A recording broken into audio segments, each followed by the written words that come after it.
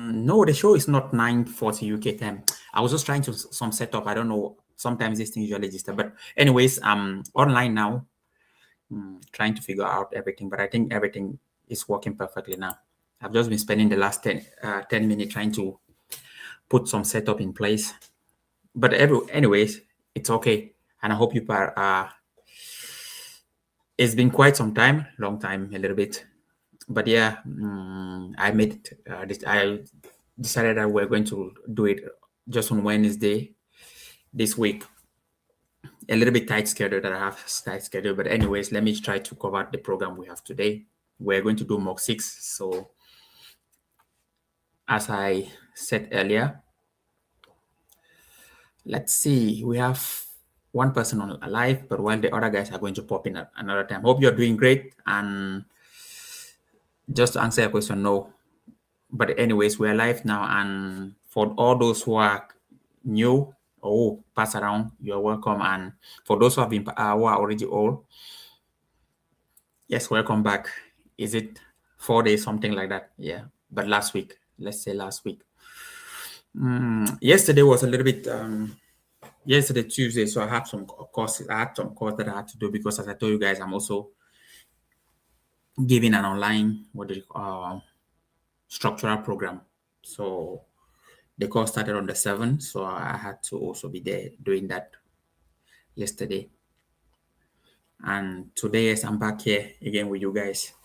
And I've been seeing also the group is a little bit busy, and I really like that also. So I don't know if all of you guys are really partaking, but the group is actually busy, and that's nice to hear that you guys are exchanging your questions, doing all those talks yourself, because it's quite nice. And it's only going to help when you're talking with your colleague, because as I said, no one knows everything. Your colleague has some ideas that you don't know, and you are going to have some ideas that your colleague don't know. So when you people do this exchange in the group, it helps because it develops your brain. It develops your brain, and you learn one or two things from each other. So in the first few days, the group was quiet, but now at least I'm seeing that some people are posting questions and trying to do some answering, which is quite nice because it's surprising and not surprising, but it's almost like the more the questions you're posting there, don't be surprised that few questions that you and your friend, you guys are exchanging there pops up.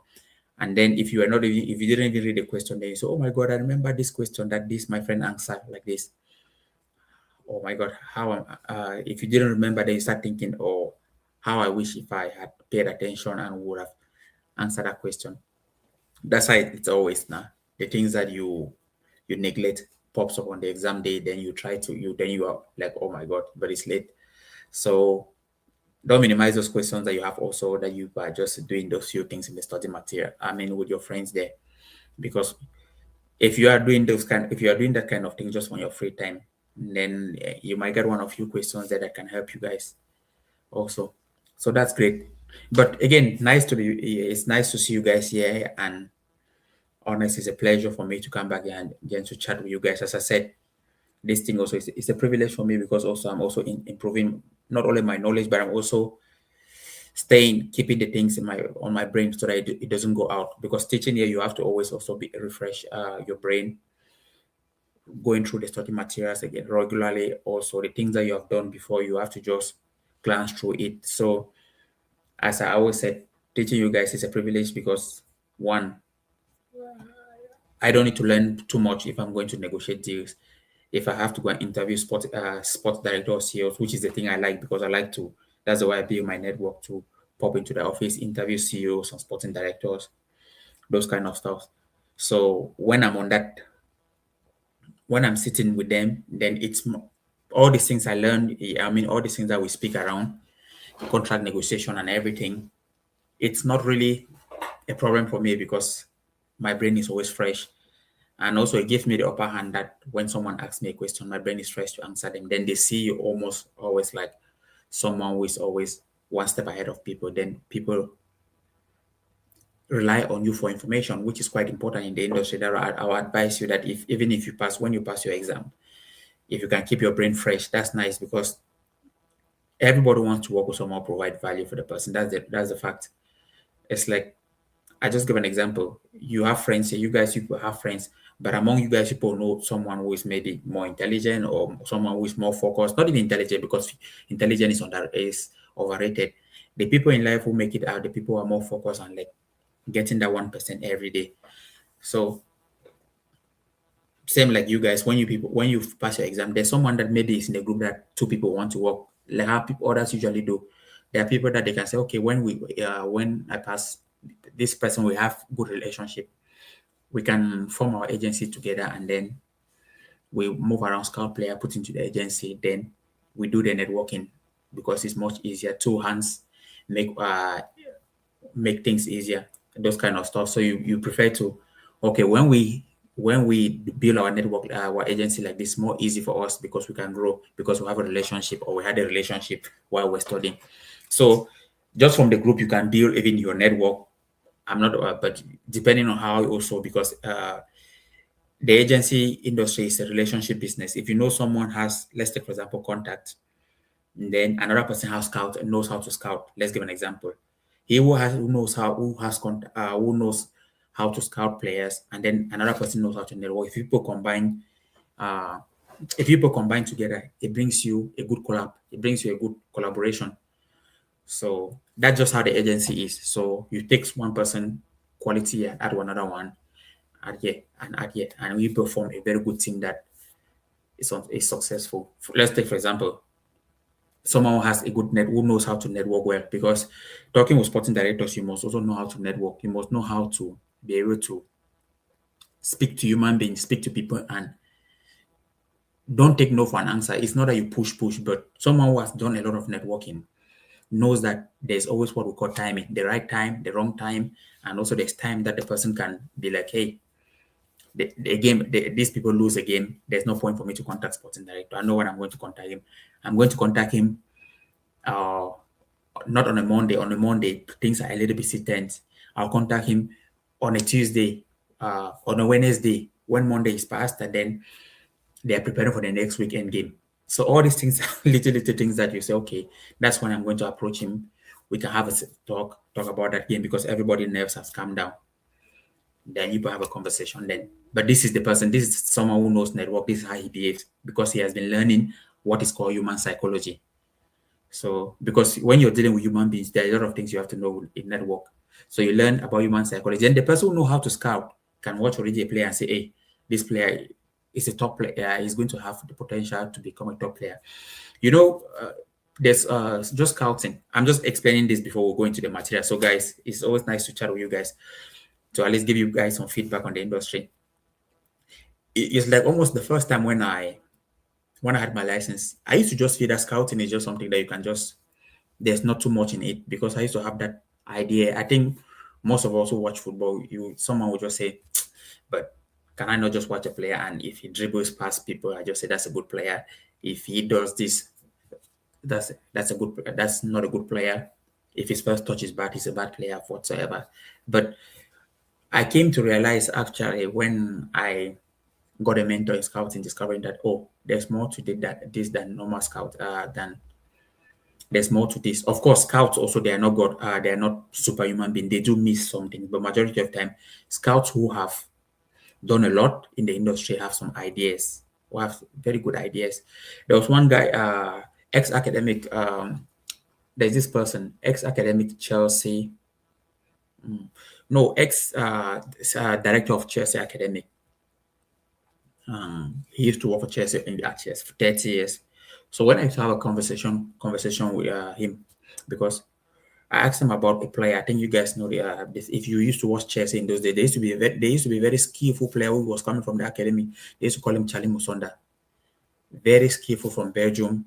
It looks like the next Eden Hazard, but he had. I think he's retired now. I think he retired at the age of 26. But if you watch him, you know that this person is going to be the next Ballon d'Or winner. So now that comes to the scout. Why didn't that work out? Because he was already at the top academy. He even got his debut. He played for Chelsea. He came in 2017, I think under Conte. He had some few games. But why didn't he stay consistent? this kind of question, when you meet top scouts, these are the kind of things you ask to get their feedback. And the guy will say, okay, he didn't, there are things also that happen, let me say, in past life away from football that affects your football. Another one is Rafael Morrison. Rafael Morrison used to be a young player. I don't know if you guys know him, but he used to play for Manchester United. And I remember listening from a podcast from Rio Ferdinand saying Sir Alex Ferguson, who was the former coach of Manchester United, the person who won a lot of Premier League titles with them, said this kid is going to be the best, one of the best players in the world. That he's the best player he has seen from his academy, from his time at Manchester United. Imagine Sir Alex Ferguson to say that, knowing that people like Ronaldo came through that academy. But Rafael Morrison, due to also a lot of things that happened away from the field, affected him. But they said it was someone that just coming out from the academy, so skillful, he could take the ball in any place of the field and do anything with the ball. But he never quite actually, he played professional, of course, but he never quite actually lived up to the expectation of what people thought of him. Because away from football, there's also other things happening that it's not that people don't really see. Your personal life, family life, and these are all things that you, agent, you have to manage when you are dealing with a player. Your ability to manage the top players will come from knowing how to handle a very stressful situation. Because when you have a player, and then the player is, let's say, having home problems, let's put it home problems, stressful problems, and all those things. If you have learned certain things like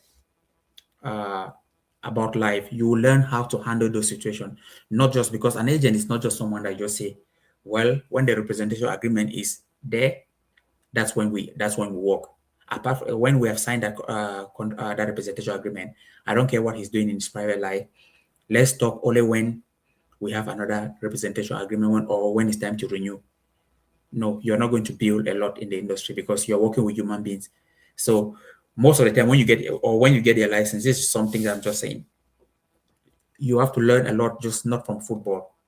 You have to learn all this, how to manage human beings, because an agent is almost like a mentor. Not only almost, it's like a mentor. The more you know how to mentor someone, the more you're going to have more players.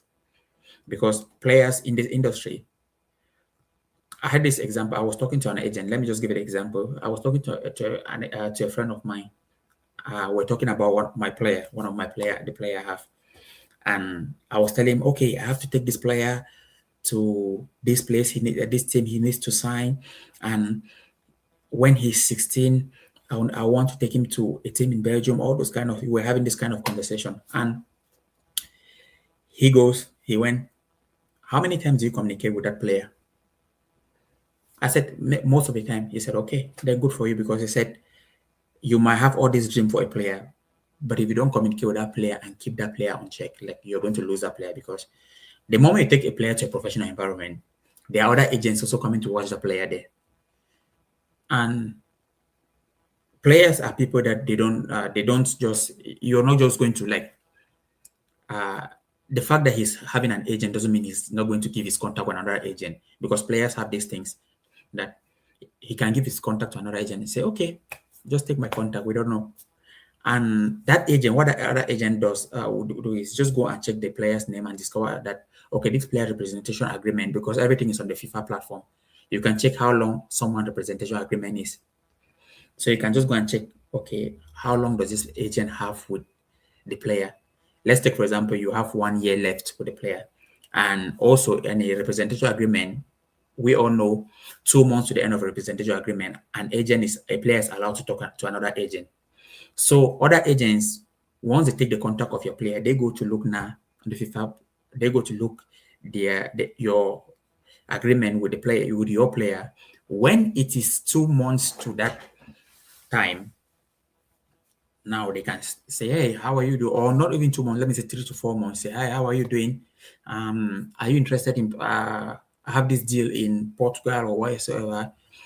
If you are still with your agent, Well, okay, no problem. But if you're not with your agent, I have this offer in Portugal that I'm looking for a player of your quality to come and play here. And the salary is, let's say, 150K a week. Let's give an example. Now they have turned your player's head automatically if you have not been keeping contact with your player, because now your player is like, oh, 150K there, and I'm earning maybe 75K here. Your player is gone. No matter what you do, you just listen. This is what you listen to the player. You will get a text message from maybe the player's parent that um where they will come up with something that, okay, we have been quite in a situation that we would like to change agency, and we are deciding to take this other direction. And the thing about Europe is, once a parent sends you this kind of message, there's certain level of professionalism in Europe that when you live in Europe, you don't knock someone's door. Like, let's take for example where I come from. Let me say I grew up in Africa, came to from Cameroon, and I've been living in Finland here for quite some long time, more than 10 years. More than 10 years. So I have the culture of the European, and I also know how it is to be back home in my country. So if certain things happen like that in your country, let's take for example, you go say, okay, let me go and try to solve this. Let me say, bike, a car, and go to knock that person's door or visit that person. But yeah, in Europe, there's certain level also that no one knocks. You cannot knock on someone's door. Once someone sends you a message, even if you try to text him back, he's not going to reply. It's just that kind of thing that people keep distances from people. So, and once a player sends you this kind of message, you have lost your player. And imagine now you have been building that player. Let me say you've been calculating that, okay, this player is a very good player. When he's 20, he's going to be sold for a certain amount of money. And then I'll get a good commission that will kickstart my agency. Because this is how the industry is. It's a brutal industry that most of the time, if you are not always in constant communication with your player, at the end of your representation agreement, the player is not going to renew you because another agent is going to tap him up. And this reminds me also the first time when I got my license, there's this agent that I went to one city in here where I live in Finland to speak to have a conversation with that agent. When you're just a new agent, new agent. I was new 2024. So the best thing I was like, I have to speak to a lot of people to get an idea of how the industry is. So the first person is, I've been building my network a lot on LinkedIn. I don't know if most of you guys are on LinkedIn, but okay, that's a platform that is a professional platform that most of you guys have to be there. Because there you meet real people also, sports directors, if you can network also. Of course, when you meet those, but at least you meet them there. But now it's how to network to get in contact with them.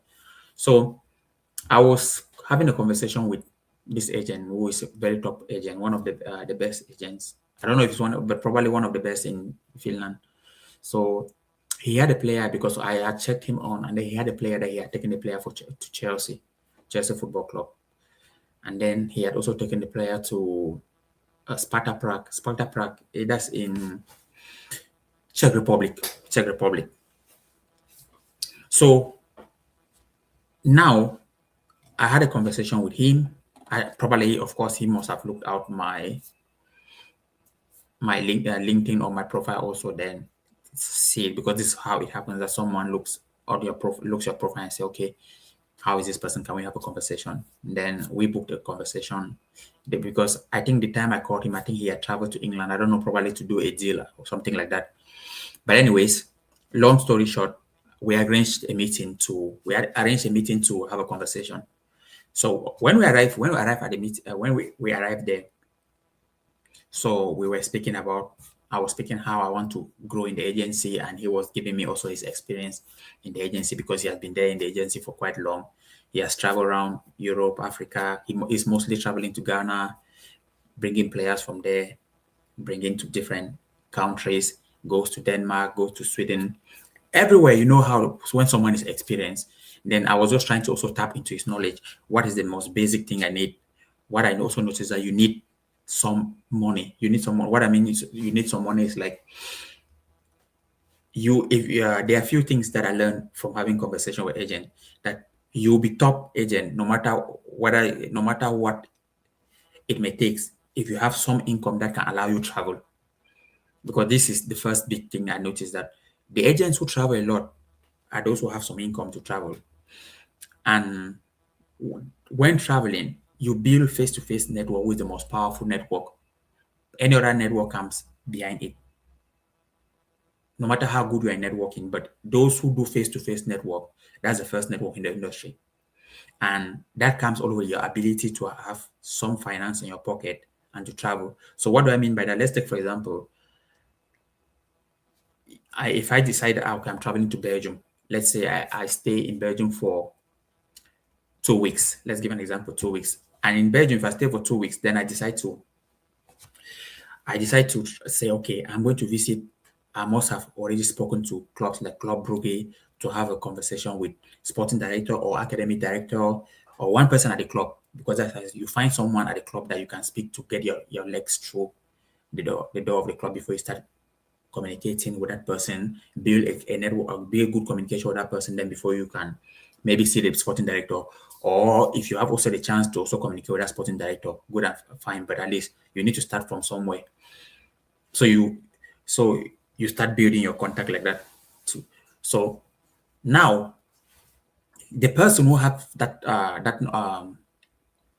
ability to be able to have face-to-face connection will be more powerful than you sitting here, because on phone, someone can say, okay, let's talk in about 3 weeks.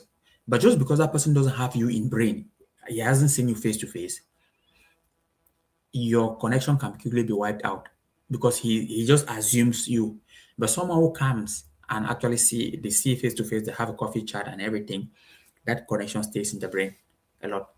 So back to the guy I was saying that I went to see. So I went to see him. We're having a conversation because I was trying to learn. Also, he's an experienced person from the industry, and he told me the worst mistake I can ever make as an agent is to have a player and not communicate with that player. Okay, then I was paying. I said, okay, can I know why? He said he took two players to a team in Denmark, professional team in Denmark, elite, the best, one of the best teams in Denmark. And he said within the space of 6 months, he lost all those players. A player that he has been trying to manage, do everything, but within the space of 6 months, he lost all those players. Why? And then I was surprised. And then I was like, if a top agent like this guy can be losing players, then okay, then it means we're not safe. There's something that I don't understand. What is it? What is it? And he went, the thing is, if you have a player and you're not constantly checking on him, then you lose him. The reason you lose him because the moment he's playing there, let's take for example that the team in Denmark, they have, when you play for a professional club, they have different, they go to play away, home, different countries. They travel to Sweden, they travel to out of Denmark, they go to Norway, they come to Finland, they go to Germany. So that's how, let's say, people playing under 16 or under 17, or those who have had professional contract, but they're still playing they're training with the first team, but playing with the academy. So they are trying to give them that leeway so that they can break through. Most of these players, they play throughout Europe. They have a game in Austria, they have a game in Norway. They travel to go to Finland. They come to Sweden. So that's how their life is. They're constantly traveling around like that because it's quite easy. They just need to pay their flights. They are going around the Schengen territory. They just need to pay their flight. So he told me he lose those players because of he wasn't constantly chatting with them. He just assumed that okay, well, we can have a chat here and there, maybe in 2 to 3 months or about 4 months. So when he came back to visit those players, the players were not interested in him, but because someone has already turned their head. So that's the same thing like you agents. So now bringing it back to you, that's the same thing like you agents. When you are having your player, your most powerful tool is how you constantly keep in touch with them, because that will make them stay. You have to build a relationship with them and their family. Because it will not just be about football. If not, you will lose a lot of players. It's like I think last week, I don't know, there was a time, is it 2 weeks ago that I spoke to you guys that I'm traveling to go to a different city to watch the player that I took to a professional club academy. They're playing at the academy of a professional team. But I went to visit there because I have to constantly also check on him. Not that, of course, I have a little bit of connection, more connection with him because I train in him. Because when I took him, I scouted him. I For me to take him to a professional club, we had some conversation with the parents that okay, I want the child to go and pass this trial, so it's better I and him will do a one-to-one training session. We'll be working on some ball control so that when it is summer, around when it's around end of summer, which was it something like August or September last year, if I'm not mistaken. Some When it's around that kind of time, then he'll go for the trials. And he went for the trials and then he passed. But anyways, those are the things you need to be doing. So just to be an agent, it's you have a lot of things that you have to put in place. That's why also it's always good to have, if you have someone that you can work with, that you people you share the load. That's a very perfect scenario or perfect situation. If you have someone to share the load with, that this guy is in charge of networking, just focus on networking. This guy is in charge of scouting. When it comes to scouting, he's just doing scouting. His aim is to move around, look the best player for your agency. And then the person in networking, he doesn't do anything about scouting.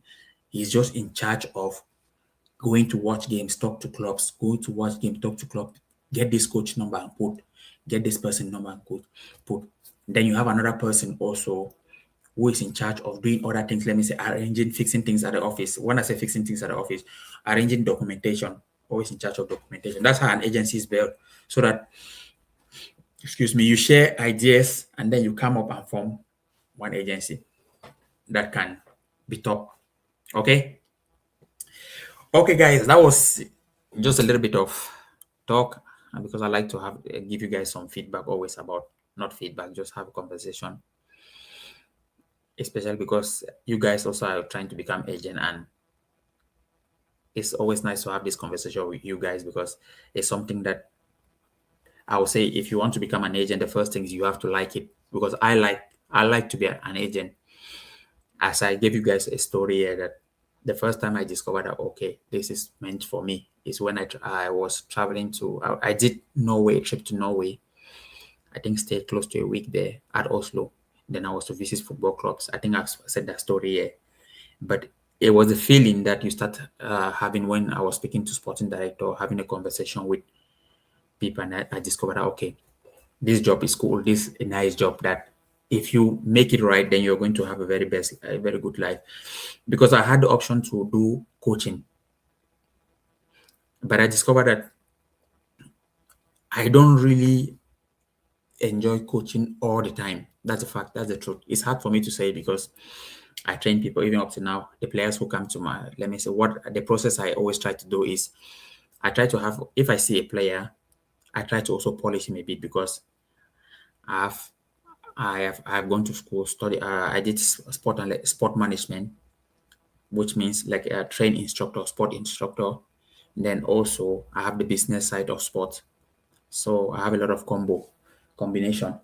So then also having played, so I have a lot of ideas on that. But so my own way is when I bring player to my agency, if I see that this guy is lacking something, I can try to help him, guide him, improve certain things of a skill set, because I don't want to take a player when the person goes to fail trials, because the more you bring a player and the person fails a lot of trials, the more also your name as an agent goes down. That's why each player I try to also train the person a little bit to make the person have a chance to pass the trial. So what I always do is if I see the player, I see that has potential, I will try the club that I'm having in mind to take that player to. I have to spend some few times, let me say go there like 3 to 4 times, just to observe how their training session is and see whether what is the level that is required for me to give to this guy to be able to go and compete with the player over when he's for on trials. So this just how I try to make the get advantage of that the player has more possibilities to pass that trial, so that tomorrow then you have more opportunities to work with clubs. And when you do this also, because when you do this, most of the time when you take a player to a club, this is how it happens. When you take a player to a club and the player is a good player, most of the time the sporting director or academic director, it depends the department you want to take him to. Most of the time they try to stick with you. They ring your phone and say, hey, if you have another some of these players, don't hesitate, just call us. We will try to we would like to have more of your players. But when you bring a player who is crap, let me not say crap. When you bring a player that is not good, before you call the sporting director, he's always busy. Yes, that's the truth. He's just busy. Not that he's busy. No, he's busy to pick your call because he sees that this guy's not going to bring. He's not going to give me any good player. So why am I even wasting my time? That's just reality, because when you know this, then you know how the industry will function, because you know that everyone wants value. You as an agent, you want a good player. Them as sporting director, they want good players at their club. Scouts, if they also perform their job, they will the sporting director or the people at the club are going to get rid of them. So you see, it's a chain that everybody in life wants value. So once you understand the first thing, that value is the thing that's going to open your door. It's not like please doesn't help, because you get placed and in the industry, in this industry that is ruthless, that everyone is chasing the income to be financially okay. The more you say please, the more it even seems as people are angry with you. So imagine I walk to, let me say, a sporting director office, and I'll tell him that, hey, I see you have a very good player, but please, can you just help sign this my player? He's very good. He's going to help you, please. And then the sporting director say, hey, we don't work like that. This is a professional environment. Then I'm telling him, please, you just try to do this for me. This is the only deal we're going to do. All this. The sporting director will just wait when you leave that place. He takes your phone and he puts your contact on mute. So no matter how many times you call him, he's ever going to be busy, because he doesn't want stress. Because so a sporting director also have people to answer to. So the only way you're going to attract him is that you're going to provide value to him. And that value is like, you make sure that you are giving him a player that can win a game for him, or a good player that can compete or do whatsoever for the team. That's just it. So provide value, and when you learn these principles, it's going to help. Also, it's going to help you a lot in future, because when you start providing value for people, I always say, look at anybody and say, what does that person need? Don't always look at yourself. Ask, what does that person need? The thing that person need, if you find what that person need, then you're fine. So if you look at the sporting director, you try to always analyze their squad, look at what he's doing. The best thing I always try to do is, I don't want to always call sporting director just on phone. If I have time, it's always to go travel, pick my travel. Or first, you don't just travel, of course, call someone at the club, the person to receive you. Then once you come there, that person receive you, watch training. If you spend a week at the club regularly, once you watch training sessions, you're beginning to know what those people are doing. And most of the time, even at training session, okay, except most of the time the sporting director can be there. Of course, if not, maybe he must have traveled to another country, because the sporting directors also travel a lot. They go to different countries to go and see different players, scout whatsoever. But the thing I'm saying here is, if you most of the time, if you're always going to clubs, you're going to know what they are doing. And when you want to provide services for them, you know who to provide. And that is very important. So guys, let's see what we have today.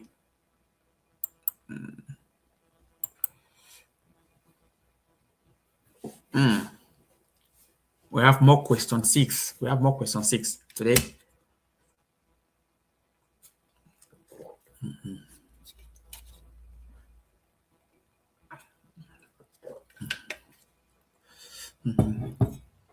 When you write your exam, I'm going to find, I think the most, when you write your exam, the life we're going to be doing has to be like something of, I hope, not hope, I wish you pass, so that you can get to learn something about networking and how to contact clubs. Because when you pass your license, the most difficult thing, even more than the license, you, of course, no, let's say the license is the first, because it's challenging when you pass the license. at least you know that you're an official agent. As I said to you guys, what you guys are doing, don't underestimate it.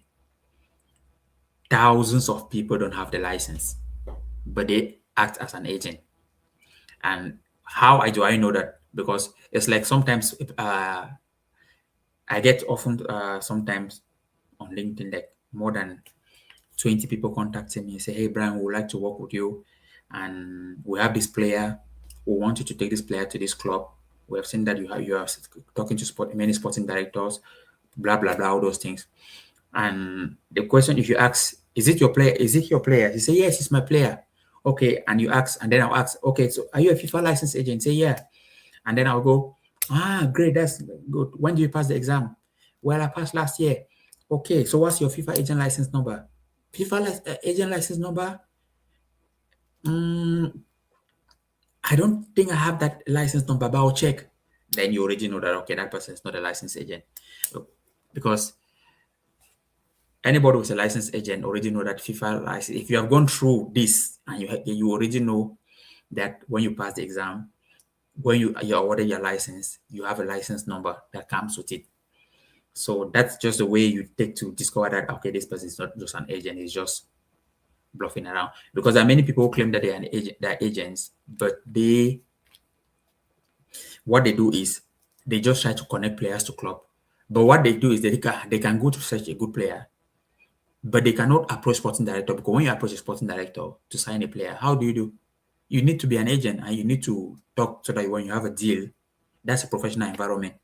When you have a deal, then before your signature has to be on the deal, and without you being when you're an agent, you have to fill your information. They have to check whether you're an agent or not. So as I said, there are a lot of people in the industry that I also discovered that okay, most of these guys are just doing like connection. They are no agent. They are not agent. But most of these people, they will never go anywhere. At one point in time, it will be challenging. They will just leave, because when it comes to the deal, the main thing, that's what I discovered in the industry. When it comes to the main thing, like putting your pen on paper to sign contract, you're never going to sign a contract if you're not an agent. So which means you're always going to be a third man, the man behind, waiting for that, maybe waiting that someone to give you something. And most of the time in the industry, someone can sign and forget about you. So the best thing that you are doing is trying to work hard to have your license. That's very important. Yeah, that was the same thing. I was talking to someone when I was having the course yesterday, because I have a course that is going on now that I was teaching. Yeah, we're doing structural approach. So I was trying to tell him that, okay, this decision you're taking to be a licensed agent is perfect, because most people gave up already and they are just trying to do different things.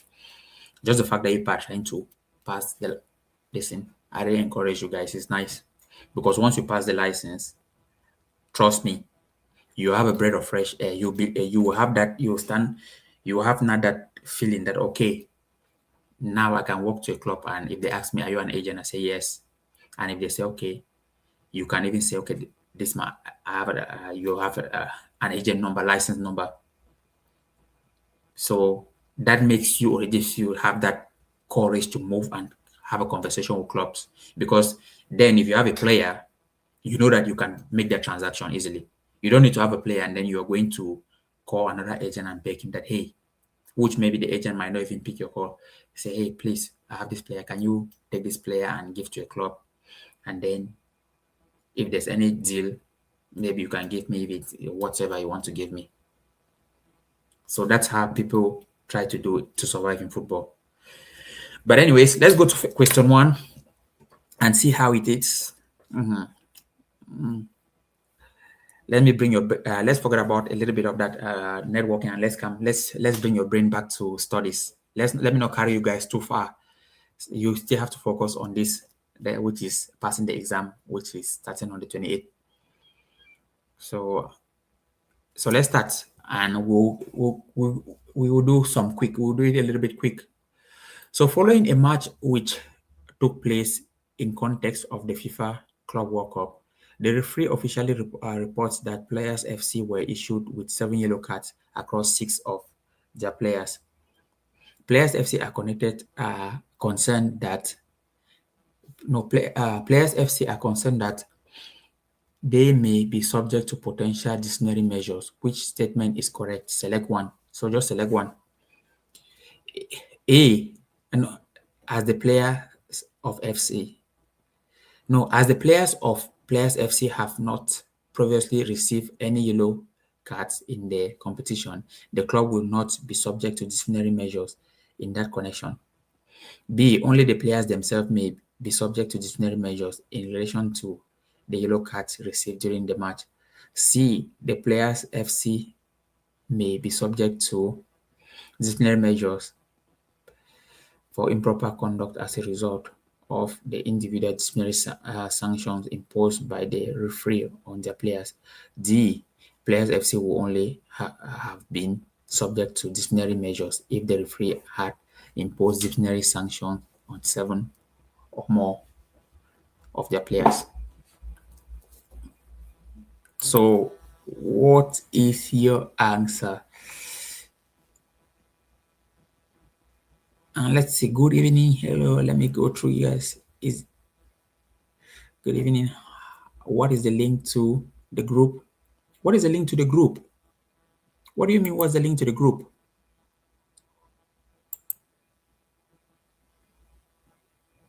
Just join. Yes, yes. Good evening, everyone. Good evening to you all. To the WhatsApp group.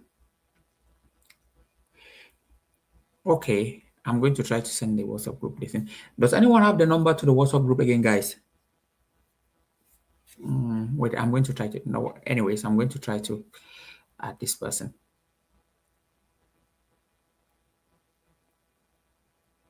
Yes, I'm going to try to add you. Don't worry. I'm going to send the number. I'm going to put the number here. Why are you guys trying to answer the question? Let's see. Let me go again. Question 1 is C. Yes, the answer is C. So you're right. Valuable insight from you today. Thank you, Ryan. Yes, you're welcome, man. You're welcome. Yeah, it's important that you have. No, question 1 is what? C. C is question 1. We're going to push a little bit the tempo. What I mean, push the tempo a bit is to go a little bit quicker.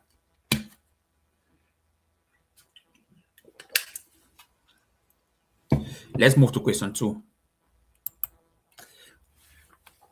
Question 1 is C. I told you guys. So question 1 is C. Okay, Lauren is a youth coach at a club and has identified Lily, a 15-year-old player with great potential, with so many football agents following Lily's matches. Lauren is concerned that she will be contacted by people looking to profit from her talent without following the necessary FIFA regulations. One morning, Lauren overheard Ricky, a local journalist and a famous football agent, Jordan, offering Lily representation and a trial abroad. Disturbed by what she had overheard, Lauren calls Lily's parents to inform them of the situation. What should Lauren warn Lily's parents about? Select one or more. A. As a minor, Lily cannot sign a professional contract according to FIFA regulation and therefore cannot engage in individual providing football agent services. B. Lily can only be represented by Lauren since she is her coach and not Ricky or Jordan. C. Jordan made an approach to Lily without first contacting her parents. D. Ricky is not a football agent and cannot represent Lily. So read the question. So these are most of one of those questions. Just check, then tell me answer. These are most of these kind of questions that when you look at the exam, they always try to give lengthy question because now the question look as if it's messy. If you don't really focus and try to read the question, to interpret the question is even problem. It's a problem. And now in the exam, you have to deal with 3 things. I mean, you have to deal with 3 minutes. So imagine they give you this question and then you don't have an idea of this. You have to answer this question in 3 minutes to move on to the next one. If not, you're already working against time. That's why I always insist, use your study material because it's very important. Okay, guys, check. Yeah, as I said, we're going to try to improve the tempo.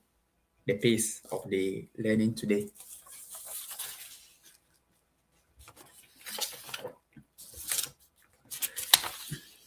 For those on the for those here after this, if you're not also in if you're not joined the WhatsApp group, I'm going to send that number so that you can join. I'm going to send the number so that you can join after today's lecture.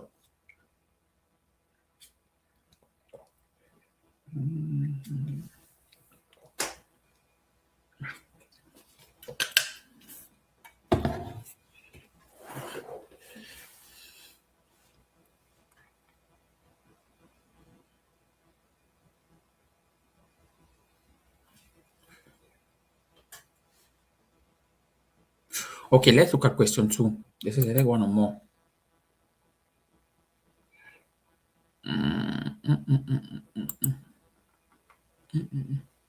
So the answer is A, C, and D. Yeah. So what was the question 2? The question, I mean, the answer was A. As a minor, Lily cannot sign a professional contract according to FIFA regulations and therefore cannot engage an individual providing football agent services. C. Jordan made an approach to Lily without first contacting her parents. D. Ricky is not a football agent and cannot represent Lily. So those are the three answers. Now, as I said, first of all, in this question, sometimes on the FIFA agent exam, you have to also use common sense and also read. You have to must have read a lot of the study materials also to apply your common knowledge there. Because sometimes they're going to give you a question, but apply a little bit of common sense on it. Common sense. What I mean common sense, apply a little bit of knowledge to see whether you can actually operate as an agent in the outside world. So because the reason they're testing you is to see if you can handle people. Because once you're an agent, as I explained, you're a mentor to young people or to players. Let me not say young people. You're a mentor to players. You will be managing players' life. So the reason also they run the eligibility requirement is also that you can be able to handle people's money. I mean, handle people's financial situation, like dealing with those kind of things. Because when you're an agent, you're signing contracts with players, you're representing players for big clubs or whatsoever thing that you're doing. You're signing endorsement deals. That's another topic that we'll look at in future. How brand deals, how can you as an agent get brand deals? Then we will be going into the territory of when you have your player start building his brand. Because when you have a player that you have built his brand a lot, it takes time. But if you know what you're doing when you're building his brand, you also have to have someone to do that. If you have if you have an agency, and if you can structure it, just say there's someone who is always there, a camera, someone who is the media person, and he's in charge of always taking pictures, videos. That's how you build your brand. Everywhere you are, you're putting your player there. You're building the brand. That will help. That will help when that player signs a contract somewhere, because his brand has been built, and that is what also can make you attached to the player. Because when you build a player's brand to a certain level, the player becomes so attached to you, because you have worked his image from square zero to a good level. So now, when you brand deals start coming, they will come a lot most of the time. The people who have good brands, they pay them a lot in brand deals, because brands want visibility, and they want someone who can market their product, because they can. Let's say Adidas gives you a boot, he wants someone who is visible, that they can market their product. Or you're representing, let's say, local brand with that you are advertising something on the shirt or whatsoever that you might be advertising. So, but those things also comes from you packaging, knowing how to understand to build those things already from the beginning. Let's see question 3. What is transfer compensation under FIFA regulation on on stage of transfer players? Select one. So when they tell you already that select one, know that you're selecting one. A. Compensation for breach of contract. B. Compensation paid by a player's new club to that player's former club, irrespective or the former club's acceptance to release the players from a binding contractual relationship. C. Training compensation and solidarity mechanism. D. Compensation paid by a player's new club to that player's former club in exchange for the former club acceptance to release the players from a binding contractual relationship. So I go back here so that you can have an idea to read then before. So let's look at that one. Then I'm going to, after some time, switch it so that you can have time to read it yourself.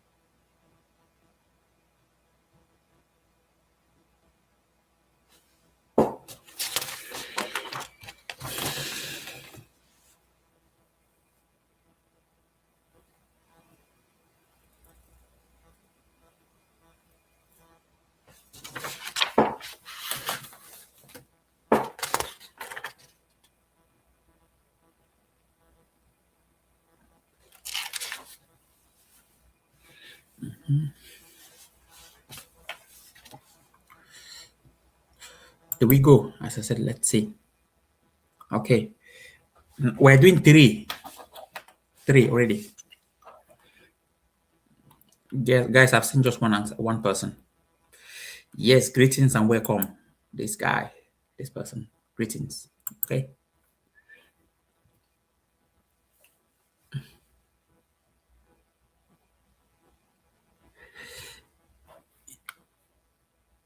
Yes, yes. As I said, yeah. Yes, you guys, everyone will be added. I'll put the number and then you guys can be added to the WhatsApp group. Anyone who is new that we don't know the person, yeah. Is there anyone who is new that we don't know the person? Because most of the group, the guys in the group, yeah, I see their flag at the logo. Although it's quite bad that I don't even know your names. I should know most of you guys your name to come up. We never know in the future how it looks. I should always know one of most of you guys' names. I always see the logos and I know that this person has been around already. We can't see all options. Okay, I'm going to go forward with that. Can you see that? He has been around. I know he has been around. Yes, I already said this. I know that he has been around. Okay, most of these guys. I don't know if this person has been around. I don't know. Okay, probably. Abdul. Yes, I don't know. I don't know. Is this your first time? I'm not new. Yes, no. I see your O, the flag O. No, you're not new. I'm new. 2 sessions in. Okay. Great. Okay. So where are you watching from? Yes, I'm that name F.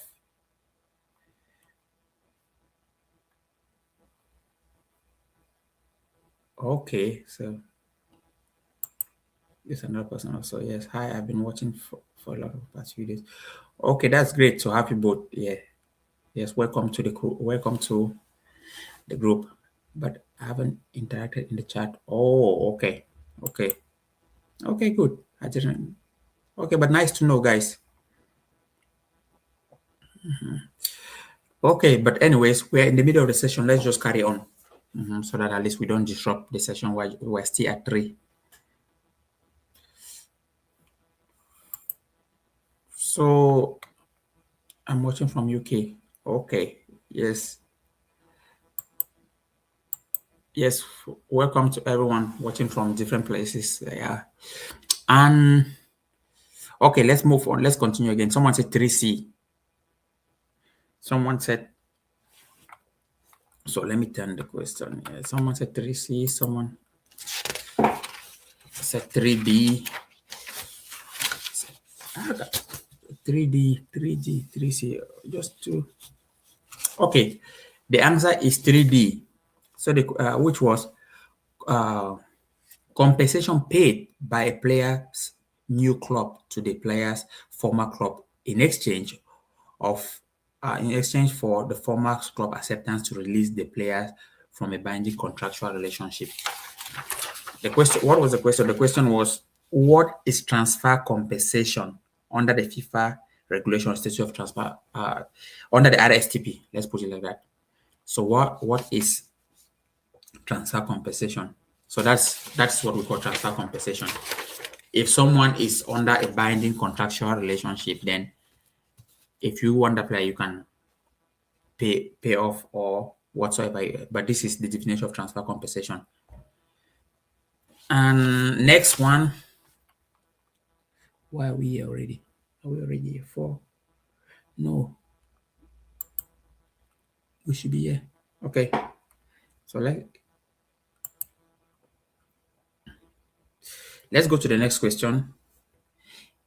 In which of the following areas are host clubs and associations responsible for order and security? Select one.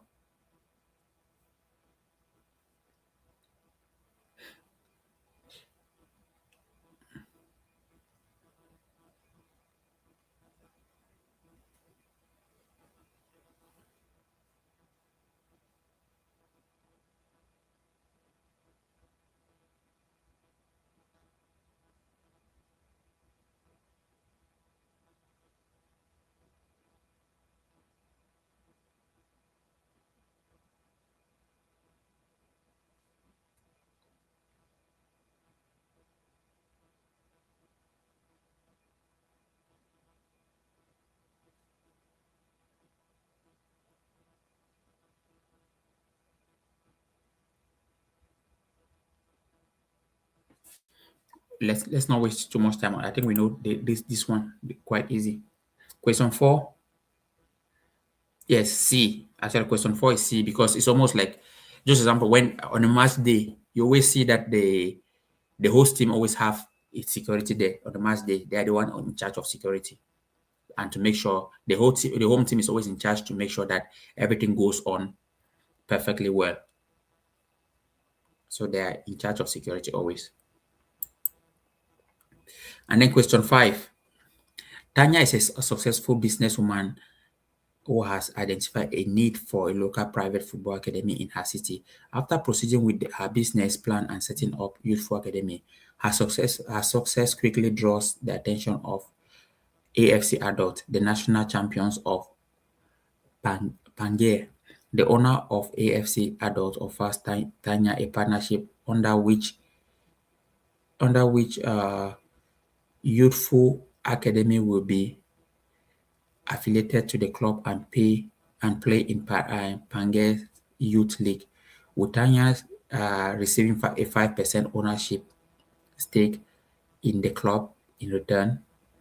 After further success, Tanya decides to apply for a football agent license but is rejected by FIFA.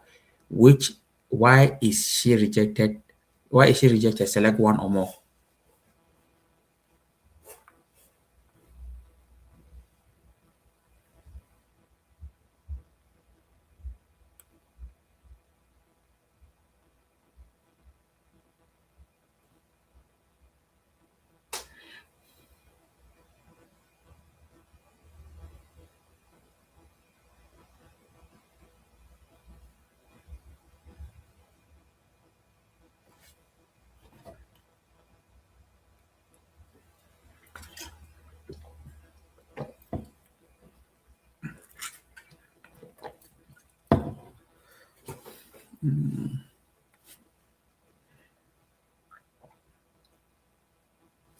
So while you're answering, also, I'll just be saying this. As an agent, you don't, as an agent, I gave this question almost, I gave you an example of myself that when I was trying to, the first time, when I was going to write my license, a club had offered me coaching duties and I was coaching kids. And then because I was doing my UEFA license, I was starting because my aim was to do have the UEFA license, then also have an agent license. But I didn't know that you cannot do that. So because I was still trying to prepare to write the exam, so I was going for UEFA say. license, the UFSA. I was thinking after UFSA, I'll go for UFA and after UFA, then I'll go for the UFA, which means when you have UFA, you can coach, you can be like an assistant to professional clubs. When you have UFA, you are free to coach professional teams, various in Europe or around the world, those kind of stuff. But now, I got a message also from FIFA that you cannot, if you're doing UFSA, you cannot do the agent license. So you have to pick one. The reason is in UFA, when you're doing UFSA, you have to work with clubs. And as an agent, you cannot work with clubs. So I'm already trying to enlighten you guys why this answer is, why before you pick your answer here or why you're picking your answer. You don't have to have anything to do with club. You cannot be a coach. You cannot be affiliated to a club. The reason you cannot be affiliated to a club, as FIFA always says, is then you're going to have interest, personal interest. If you're a sporting director of a club and an agent, for sure you're going to take all your players to be playing at that club. So you already have personal interest. So that's where those things come from. That you cannot be an agent and work with in any situation of a club, in any capacity of a club. So yeah. So for example, like me, FIFA gave me two choices and say, hey, pick one. It's either I continue with the agent and drop the UEFA sale license, or if you continue with UEFA sale license, you drop your agent, forget. We're going to take you out of the agent registration because I had registered. Then I was waiting for, I was going through eligibility. I was waiting for approval. So they sent me that message that they have seen my name affiliated to a club. And that club is a club also that I've been working with. So they gave me the conditions that, okay, take this one out and we give you a short period of time to make the decision as quick as possible. So I made the decision that, okay, I won't be coaching or working with a club. But people always mistake this as an agent. As an agent, you can coach your individual player. But as an agent, what you cannot do is that you cannot be working with a club. But let's take, for example, you have a young athlete, you can coach that young athlete to become better because you are doing that individual training. But what you cannot do is you cannot work with a club. You cannot put a signature, you cannot sign and say you're a coach of a club and then you be an agent. Okay? Just to clear that. So now let me see your answers.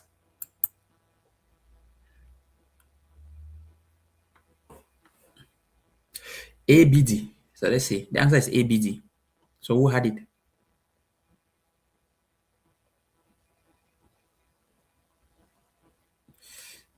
Conflict of interest. Yes, it's conflict of interest. We call it conflict of interest. A youthful academy is affiliated to AFC Adult, a club affiliated to Panier, which is already you have interest there. That's A.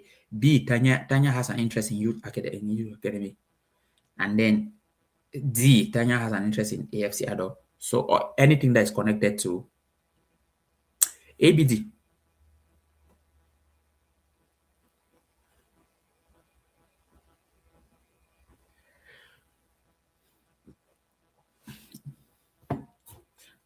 Someone said here already ABD. Okay. Okay, let's move forward.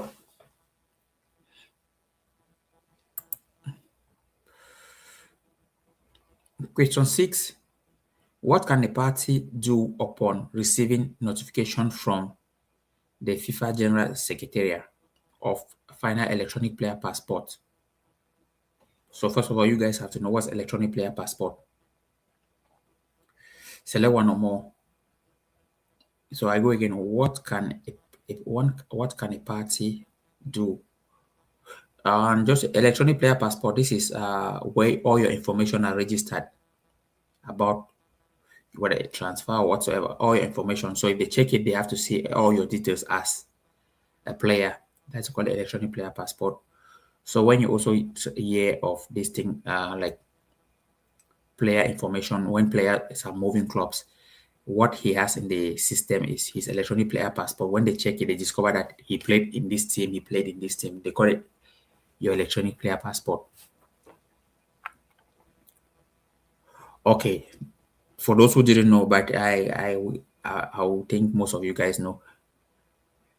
Okay, let's move. What can a party do upon receiving notification from the FIFA General Secretary of final electronic player passport? Select one or more. None of the answers. Appeal the final electronic player passport in front of the Court of Arbitration of Sports. Appeal the final EPP in front of the appeal committee.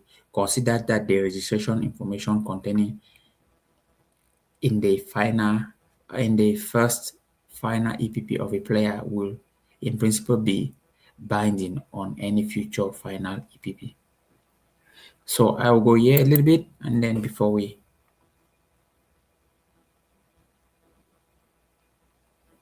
change.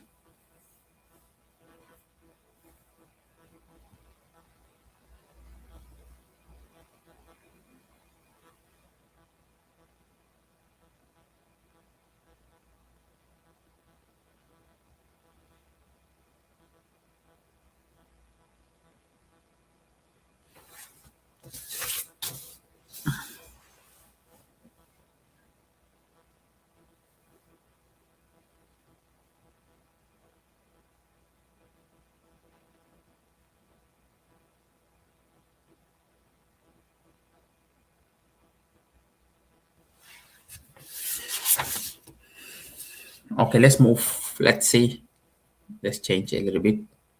Next one. So that you can. I need to hide this one. What was this?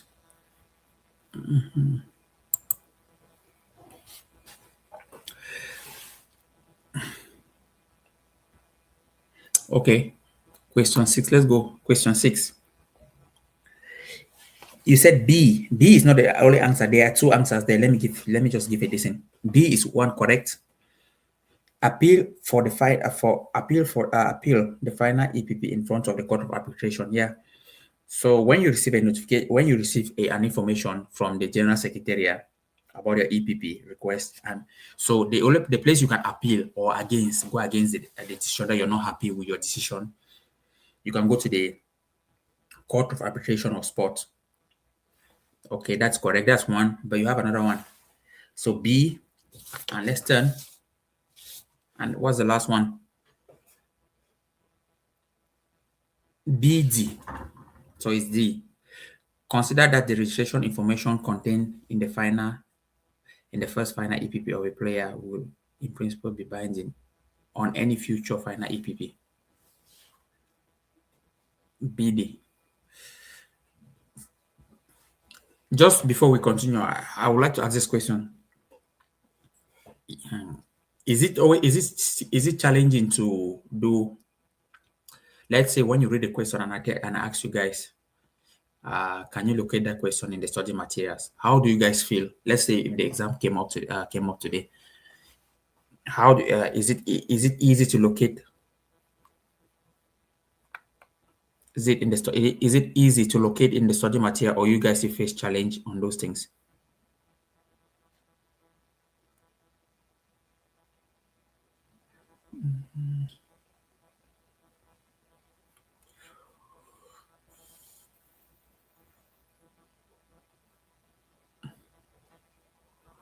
Okay, still finding it challenging. One person. How can we do this? So let's see. Okay, one person said, which means it's the group. Not so many people are finding challenge. So guys, let me know. It's a game of luck for me. Sometimes it's easy and sometimes it's hard, but not all the time hard, especially the long worded questions.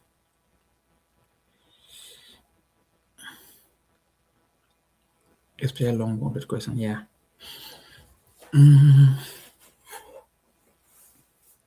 I did the mock on Saturday and the materials was a lot slower.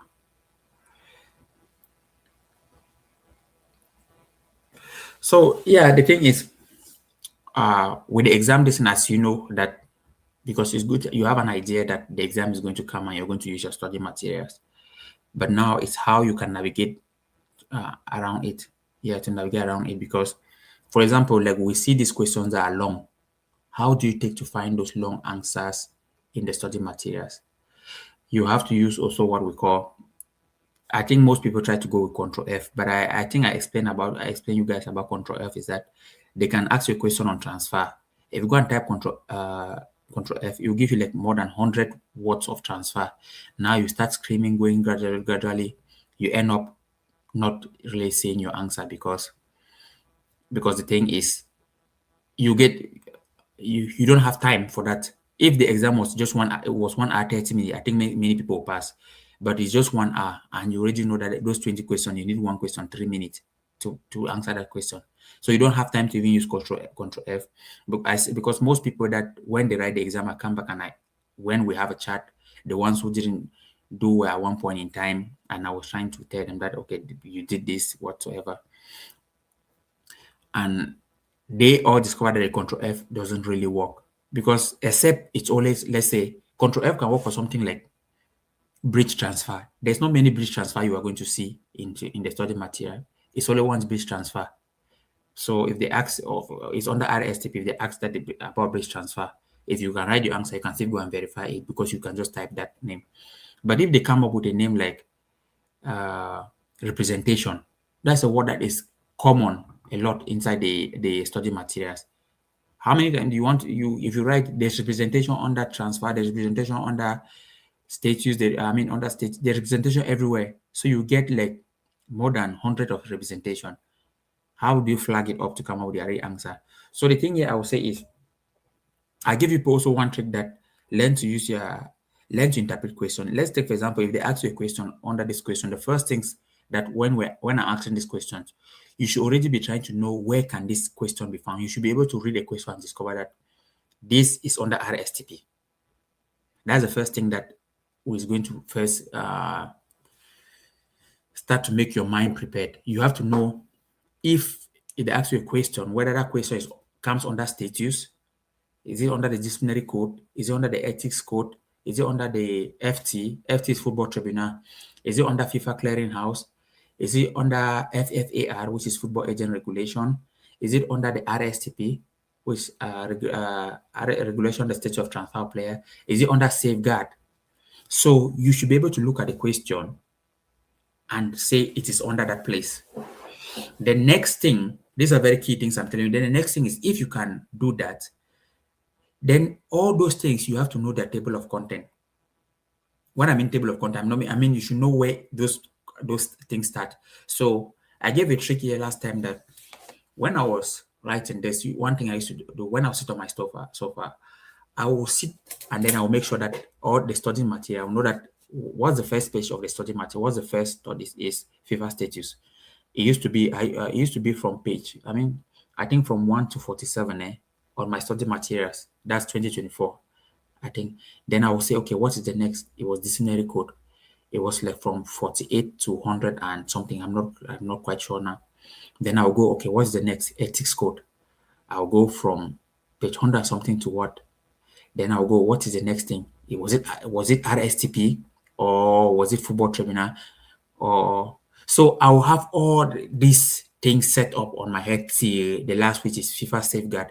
So now what this happens is I learn those pages that let's take for example, I give the RST RSTP start from page 150 to page 250, 252. Then I'll go, let's say FFAR started from page 170 or 180 something to 221 something. I'm just giving an example.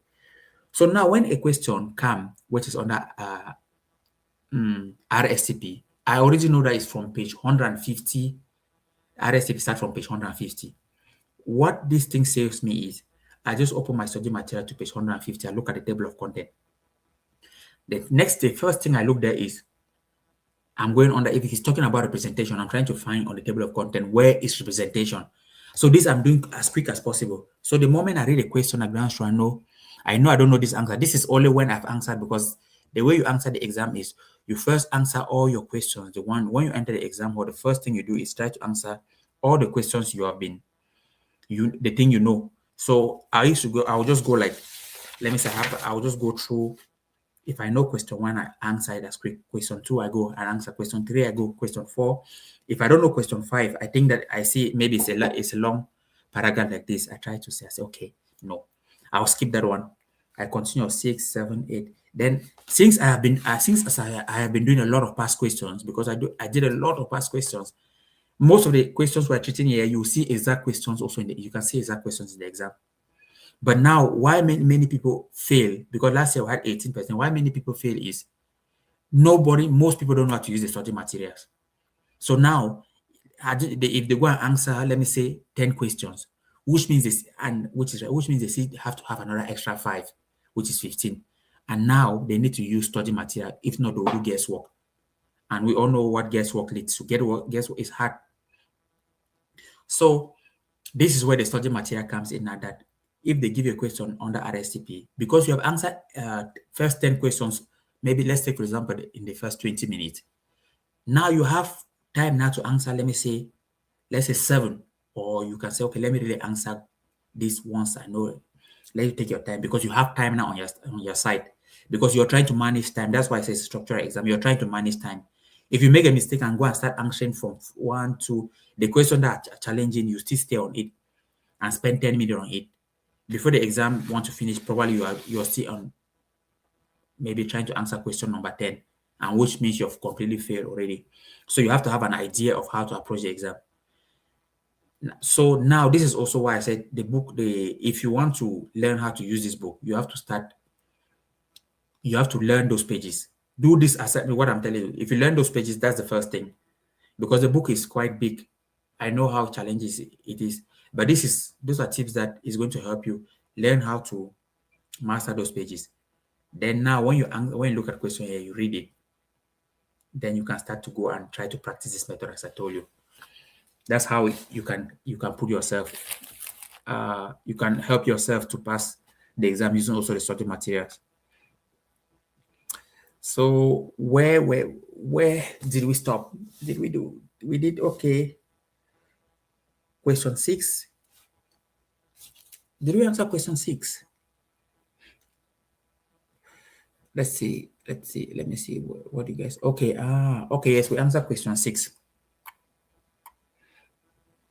Okay, let's go question 7. Rory is a 19-year-old amateur player who has been playing for FC North the past three seasons. He previously played for FC West and FC East. His agent is his agent is in conversation with FC South, a training category 1 club, who would like to offer Rory a professional contract. However, FC South would like to avoid paying training compensation as they are facing financial difficulties.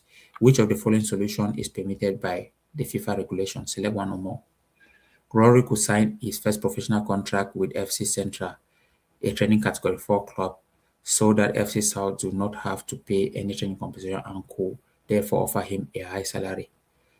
FC South could reach an agreement with FC North, FC East and FC West, by means of which the latter three clubs waive their rights to any training compensation in exchange for a sell-on fee to be paid in the event of Rory's future transfer.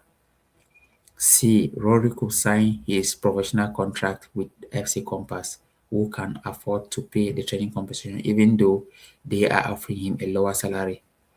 D. FC South could apply for a bank loan to be paid back over 10 years using any income generated in the connection with FC South broadcasting rights and as a guarantee. So you see, the thing with these questions, just how long that question is even you read it and before you want to come, you still need to go over it again. So guys, okay, that's the question. Digest it and then let me try to give the answer. Let's go ahead.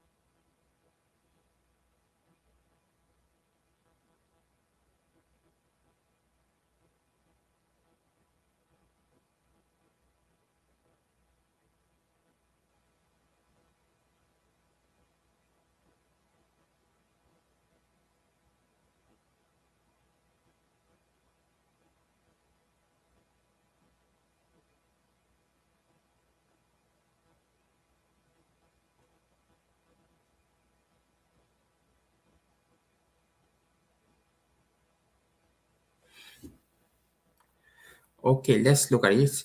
This now.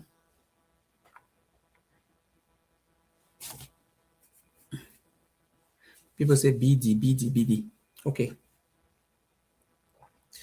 So B is correct. A is wrong first. So B, FC South could reach an agreement with FC North, FC East, and FC West by means of which the latter club waived their rights to training compensation in exchange on sell-on fee. Yes, that's normal in football. That one happens in football. C also, Rory could sign his first professional contract with FC Compass, who can afford to pay training compensation, even though they are offering him low salary. So that also is correct. Also, you can afford to sign your first professional contract. When it comes to if they're paying him low wage, that's okay. That's not against this in the law. Then D, FC South. So it's B, C, and D. Then D, FC South could apply for a bank loan. That also is normal. So it's B, C, and D. But A is not correct. So there is B, C, D. So all the rules can apply. The three of them can apply. And let's go to 8. So, but one thing with these questions, you see, these are kind of questions some people will be unlucky. That's the unfortunate thing about the exam is that some people will be unlucky to face to have this kind of lengthy question. And with these kind of questions that it's like this, if you are not really careful and focused, you might likely get it wrong. Because, and as we have seen here, let's take, for example, if the answer is A, if the answer, as I said, the answer is B, C, D. If you got B and C right and then failed D, then you have completely failed it. That's the most difficult thing and the annoying thing about the exam is that even if they said if you have three answers right and you get two, you have still failed it. That's why it makes the exam really, really challenging.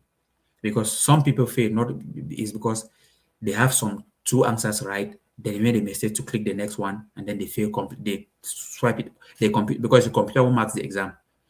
It swipes that fail. Because what the computer just want to know is, I want to see all the answers right before pass. There's nothing if you pass two and then you fail, let's say two, they'll say, okay, this is you have 0.5 marks here. No, it is completely fail. So that's the challenging aspect, and that's the thing we have to live up to. That's why when I hear someone passes his license, like I had a conversation with one guy. Actually, he was like in your position like last year, this year. He's now on LinkedIn. I haven't even seen him again for a long time. But he was congratulating me for saying that he was watching my because I used to do this last year. So he was watching a lot of my videos and he did a lot of study and he passed and all those things. He passed last year. Yeah, just like how you guys had. So he was congratulating me. But I had to tell him that no, you put in the work because I know how the exam is. If you have with all these kind of long questions, if they say 15, that you have to pass 15 out of 20. If you go and get 15 out of 20, so which means also you have put in some work. That's why when someone passes the exam, even someone is telling me that thanks to you I did that. I said no, you did the reading because you were writing the exam. I was just here to give you information as well, of course with the structure. But if you don't take that information on board, then it's challenging. But also it's my own way to help you guys and also because I try to give this also if we can have many good agents in the industry, that's quite nice.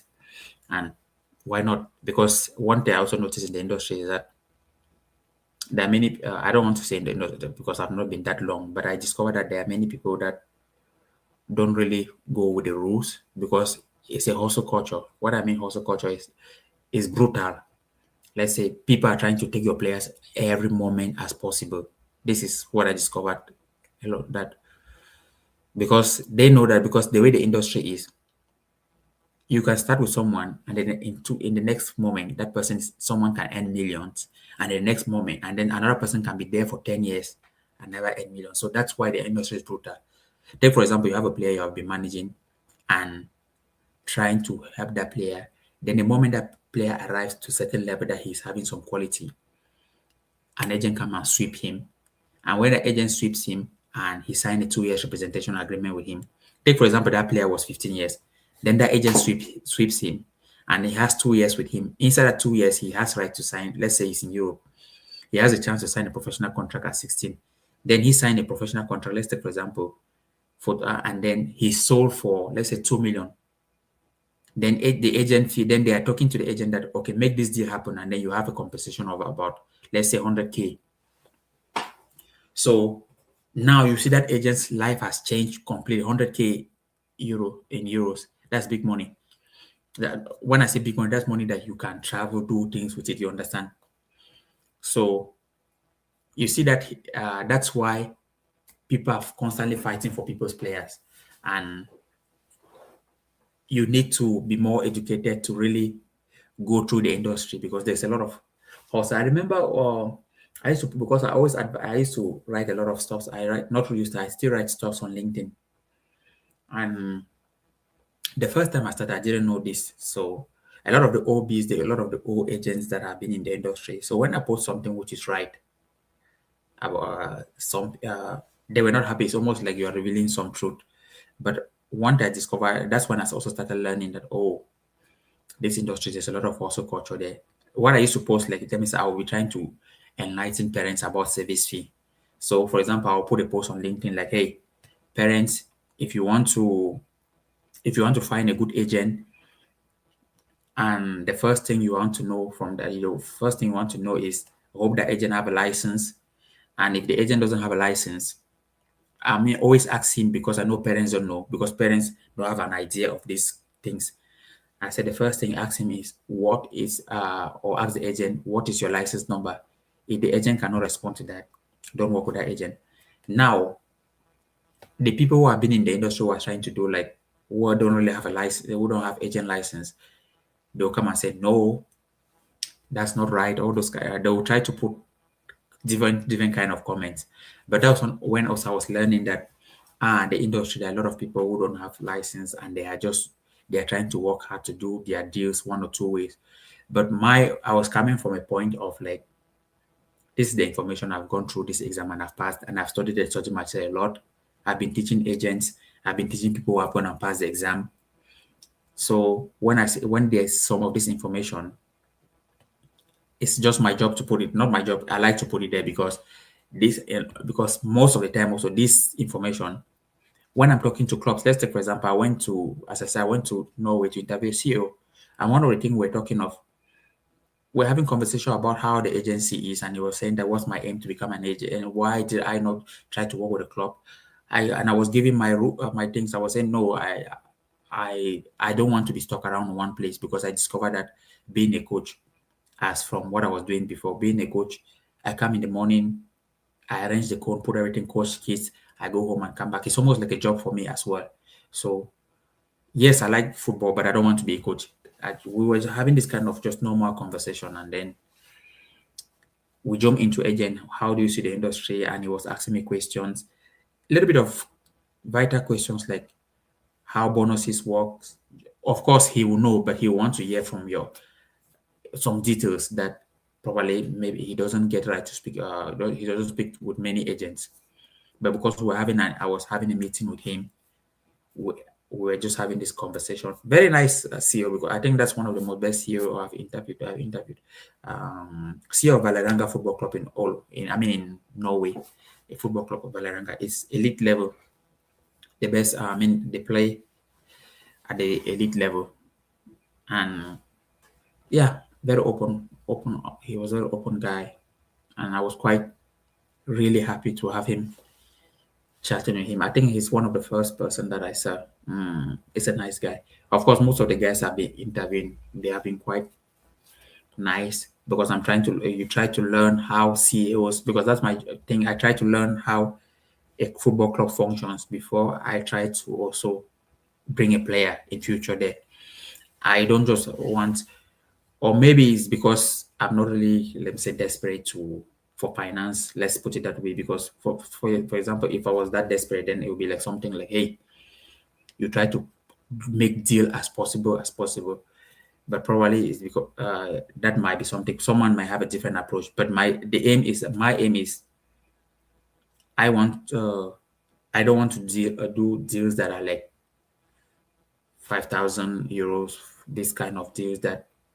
So my aim is I have to invest a lot in myself, knowing those elite people, so that if I want to do a deal, my deal should be, of course, you start from somewhere, the million deals. So for you to do those deals, you also need to have a lot of knowledge and profession, because those deals don't happen on inbox. Those deals happen on face to face. There's no sporting director or CEO that sporting director that you're going to, no matter how good your player is, you're just going to send him information by email and he responds to you that he wants to sign your player when the deal uh, is about millions. No, because the sporting director, I think I said this information to you guys one time that I went to meet the sporting director of one team here in Finland here. But we were just talking and I was having a conversation with him. I was saying that okay, in a few years I'll be trying to bring players from Africa. I've not really started working. I have people, but I've not really started really investing in like talking with the people from Africa, Nigeria, Cameroon, Ghana, Senegal, all those big African nations, trying to bring like people like from there, under 17, under 19, the people who are playing good level, 18. And the guy was telling me that, yeah, it would be nice to bring those players. And when you bring those players, we can do a development program that when they come here, they develop for 1 year, then they are being sold also. You have those kind of conversation. They are being sold. It's a good model that most people use it because the Scandinavian market is quite good. They are being sold to other nations for like 2 million, 5 million, those kind of amount. And then he said, then he said, but do you know one thing? He said, don't never send me a 5-minute highlight of a video of a player. I said, really? He said, no. He said, then I will know you're not serious. I said, okay, that's interesting to know. And he said, Brian, do you think I will be the sporting director of this club that I am? I have worked my ass to be here. He said, I used to work all contact. I used to travel all around, sleep in the airport sometime because I'm trying to catch flights. Because he said when he was first a coach, worked his way up to sporting director. He sometimes stays in the airport trying to catch flight. And when he catches that flight, he'll be trying to learn the player he's going to watch because he wanted the team to have a certain level to bring only good players. He had no room for mistakes so that the board people can trust him to give him the job of a sporting director. And he did this. He was working like that for continuous 2 years to stabilize the club. Now the club is playing elite level. And he told me that he has worked hard to be a sporting director of this club. And he said, Brian, do you think I will jeopardize the money, the millions from this club? Let's take, for example, for a player, if the player wants to go for 2 million and you are just going to send a 5-minute highlight video for me and let me approve, and you think that is something that is possible? He told me no chance. That's not the world you're living in. That if you want to build something and really be realistic, those things don't exist because once that kind of amount is on the table, emails are not the things that happen. Face to face, of course, you can communicate on email, but face to face talking is a thing. The one important thing, trust must happen. The sporting director must trust you, must see that the player that you are capable professionally to do these deals. If not, no one is going to trust you. So those were the insight, and this insight only I get because I try to travel to meet people, not sitting as we speak. Of course, not sitting as we speak on the laptop here. But my main thing is when I try to travel, I try to move. Like, for example, a professional team can be playing, and I contact this sporting director or the academy sporting director, and I go watch their training. Of course, I'm paying flight to go and watch the training. I go and watch training. No talking about any of my player. I just go to watch their training to see what they're doing. They might be having a training. They might be doing whatsoever training. Yes, I'm enjoying the training. Or if a professional club is training that I know here in Finland, like how about my contact with Coops? I give an example with Coops Skopje. I used to the first time I used to go and watch their trainings. I didn't know. I had to go and watch the training. Then at one point in time when I came back, I met I think who did I? Okay, I met the field. Fitness trainer, yes. I started with a fitness trainer. Then I had a communication because that time also I was studying. So I used to ask a lot of questions to the fitness trainer. And so one person in a club can change everything for you, just one person. So I used to talk with the fitness trainer. And because I was also doing my studies, I was doing some research on how training happens in professional club, like how they come in the morning, how is their preparation, everything. That was under a study I was trying to do because I wanted to know what happens also inside a club, inside clubs a lot. As because as a player, you're quite different from you want to know what the coach is thinking or the fitness coaches are thinking when they are placing the cones, everything. So when I'll come, the fitness trainer will be helping me. I'll be asking question. He will tell me that okay, this is why we're doing this exercise. This is why, but this is only after training, not only before. Not before because before they don't have time. This is why we did this exercise. This is what we did this exercise. So now we shared contact, and at one point in time, there was a day I came again, and he told me that okay, but the meantime I can sit in the office while they are training because it was quite cold. It was like minus one degree, so it was quite cold, a little bit chilly in the winter. I had my jacket on, and he told me, okay, you can sit in the office, and when we finish, because it's quite cold, you're not running, you're just standing in one place. You can watch through the screen. Just have a seat in the office. So when I sat now in the office, I was sat in the office there. Then the head of media or the media department of the club also was there. We're having this conversation where he said, "Hey, how are you?" He said, "I'm fine. I'm Brian. I'm studying at the University of Applied Science here." And he said, "Okay, why? What I study? I'm studying sport and leisure, sport management, uh, which is there's business part of it also." So, and we're just having a chat. What do you aim to do? And I would say, okay, my aim is to become work with a club. That time, I haven't had my license yet. This is 2023. Yes, 2023. I'm talking end of 2023, around 2023. Yeah, 3 years ago, like that. And I'll be having this conversation with him. My aim is to finish and work with the club, something like that. So I started. Then from there, we had a good conversation, and he said, "Okay, do come around sometimes if you have anything you can pass around." Just for the fitness trainer leaving me to be in the office, I was already having communication with the head of media, and the head of media in most clubs are the one organizing interviews with a lot of people. So when I came around another time, then I was just chatting now with the head of media. So I was just going to see the head of media and say hi. I wasn't saying anything about talking players things. So you just see it was just like natural relationship happening. Then at one point in time, then I was saying that, oh my God, I would like to just have a conversation with head of recruitment and see how the department goes. And he said, okay, what do you want to talk about him with him? This was the head of media the next time I came. Yeah. I said, just to know how they recruit players and everything. He said, okay, I can connect you. That I mean, that's my job, head of media, to connect people. Okay, because those were things also I didn't also know that for you to get in contact with, let me say, CEO, sporting directors, you have to contact. Is the communication department, and most of the time is the head of media. I didn't have an idea, so he said, okay, and booked an appointment with me and said, okay, come on this day, don't fail because I've linked you up here and I've said you're this kind of guy, this kind of person because we have been having a conversation and I see you're a nice guy. But all this thing happens because it's face to face. If I was talking on phone, that person doesn't have a picture of me. So he might say, hey, I will not have, I don't want to connect you to the head or to the sporting director. I don't know how who you are. So when I came now, we're talking, with the sporting director was talking about transfers. And in this kind of things, when you come, you have prepared also yourself. You don't just come like a novice.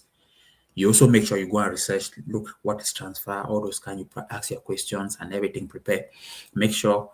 So when I came well prepared. I studied for not study. I've prepared for 2 days like that, just knowing that each question I had my note and paper, just something like this, put on the table. So when we're talking, I will just glance through, ask him again. So I took him about an hour, 30 minutes. We planned a meeting for an hour. because he was busy. They were to travel out of the country to play a game. We had a meeting for an hour. And then, because the conversation was that good, excuse me, then we had another hour. We had for 1 hour 30 minutes. Then from there, because he was just interested to me, with the way I had conversation, and he was shocked with my brain, how I'm reasoning. So he decided that okay, we could have another meeting when he comes back from wherever they were playing that. I think were they going to Denmark? I don't remember, but from what they were having they were having a trip out of the country. So now, just giving you this before we continue. This is how relationship is built. That you build from unknowingly. So you see this, I wasn't asking about play. You build from unknowingly. And up to now, those contacts just stayed with me even when I became an agent. You build from unknowingly, but it happens a lot face to face. You contact the people, but try to see them face to face, because when someone sees you face to face, there's something that he sees, whether he clicks with you, the way you talk, the way you approach, the way you smile, and they start to feel, oh, okay, and this guy we can have this. It's not sometimes because you people have a click when you meet someone, because a relationship business, you people can click somehow. But if you come and you're just like, and then you don't have that person don't have that feeling with you, that person, he doesn't want to maybe build some connection with you. But when someone clicks with you and discover that okay, this guy's brain is quite open, he can provide value, because that's what also the sporting for a sporting director to ask you for a meeting. It doesn't mean that he doesn't waste time, because he has a lot of things to do. But if his friend has said, okay, I would like you to meet this guy, he is trusting the judgment of his friend, that okay, if this my friend is saying that he wants to meet this person must be someone okay. You see, this is how it goes. Because if I was a crap guy, I don't want to use the word crap. If I was a guy that wasn't talking sense, his friend, who is the head of media, or not his friend, his colleague who is the head of media, won't want to pass me onto him. So you see that also the fitness guy who brought me that I came to see in the beginning, if he didn't fancy me, he wouldn't tell me that go and sit at the office and wait. It's a little bit of respect that he said, okay, go and sit at the office and wait. The way you have been asking question one or two, it shows that you have something in that your head. So you see how each move that you make, what I'm just trying to say is that each move you make, always speak, and always, if you're trying to learn a lot of these things, each move is always something that you don't know how it may lead you to. Now, today, let me say this club I'm talking of. Today, I have a lot of connection with them that I'm in charge. If they say, if I have a player, let me bring. But it didn't just start like that. It started just from, I'll give you guys a process from the fitness trainer. I never knew the sporting director, but it creeped right onto the sporting director. So just from beginning. So that's how networking goes. So now, if I have a player, let's give an example that I see that, oh, that player, let's take, for example, I want to bring the player from Africa. Let's give an example. Then now I go face to face, go have a conversation with the sporting director. So now someone rings that player, rings also have maybe a more better player than my player but what else, from what place? So who do you think the sporting director will trust? He will trust me, of course, because he will prefer to take the risk, take the chance with me, because he doesn't know that other person. So this is how relationships are built, that the more you put in that effort, or the more you do things that way, just in a, let me say, year or two, you see you have a lot of connections that you start now running. You start now saying that, oh, I need more players to be able to deliver to these clubs.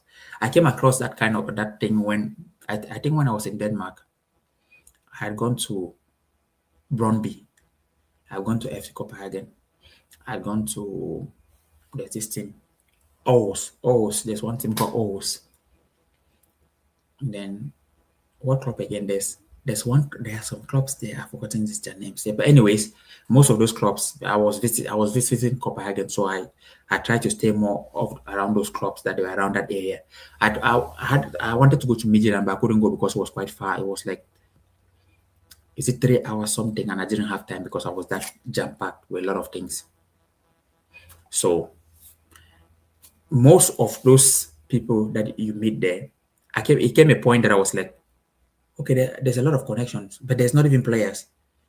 And I remember having this conversation with my friend, one of my friend, close friend of mine, and he was saying that, hey, Brian, can't we not just start bringing players from Africa and all this? I said, no, this thing doesn't work like that. You have worked hard. Yeah, I said, when you have built the network, you need plan also to bring a good player. To bring a good player, you need to trust character, everything. It comes also gradually. Because if you bring a player with low character, that contact you have built, let's take for example, FC Copenhagen, the moment that you bring a player who is not good, that door closes. The moment you bring a player who that you have built with a contract, let's say Brøndby, if you don't if you don't also know the player well, that door closes. So each contact you build, if you don't also handle things well, that door closes also. So this is just how the industry is. Okay, let's jump back. Let's continue our study again, guys. Before we're already 1 hour 46. Let's almost a 2 hours. Let's continue our studies. Well, at question, was it question 8 or what was it? Question 7. So what was the answer at question 7? Let's see, guys. Question 7 was BCD. Question 7 was BCD. BCD. Okay, I spoke about this already. So question 8, what was question 8? Yes, let's select one. I hope no one selected 2 in question 8. Question 8 sounds confusing. Okay, someone says it sounds. Look, on the 1st of July, let me see. What is confusing? On the 1st of July 2023, an 18-year-old is transferred internationally as an out of contract player. The player's new club, AFC Black, is classified as a Category 4 club, which is an amateur club, and therefore no training reward trigger has been identified since no training compensation is due when a player registers with a Category 4 club. What could a training club affiliated to a different association from that of AFC Black do according to Article 18, Paragraph 2 of the FIFA Clearinghouse if it's considered that it's entitled to training compensation? Select one. But this also is clear. This answer, you guys, you guys need to know because they have given. Look where they gave you guys the answer. They said, according to Article 18, Paragraph 2 of the FIFA Clearinghouse. So, which means this answer is you go under the FIFA Clearinghouse, find Article 18, Paragraph 2, and when you read all this, you're going to see an answer there. So that's how you check this because they have already given you the answer. It's tell you that it's on Paragraph 18 of the FIFA Clearinghouse. No, sorry, Article 18, Paragraph 2. So if you go there, you're going to find the answer. And the answer is lodge a claim in TMS. But you can refer also the answer in this because it tells you already. With questions like this, when it tells you already, you just have to use the information that I've given you. The first thing also, where is FIFA Clearinghouse? Now you use that principle that I told you about the book, that FIFA Clearinghouse, what page is the FIFA Clearinghouse? You go straight to FIFA Clearinghouse. You go now to go under Paragraph 18. Article 18. Then under Article 18, you go to the second paragraph, and then you try to read through it. You use the principle of elimination method. If you try to look through the answers. If you see the one that says lodge a claim in transfer matching system, then you know it is the one. Or you try to look at the answer. So that's how you do this. Let's go to question 9.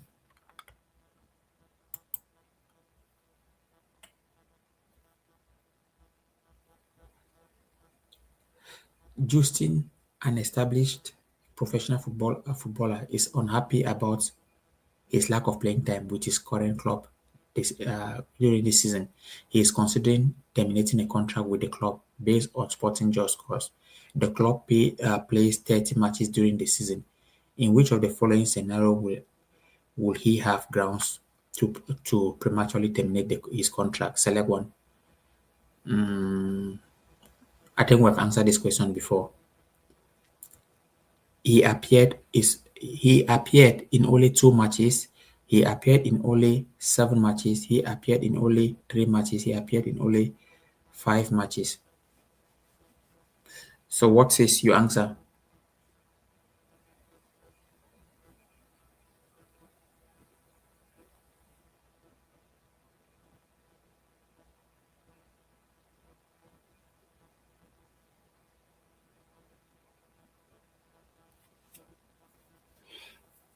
So just while you're answering this question,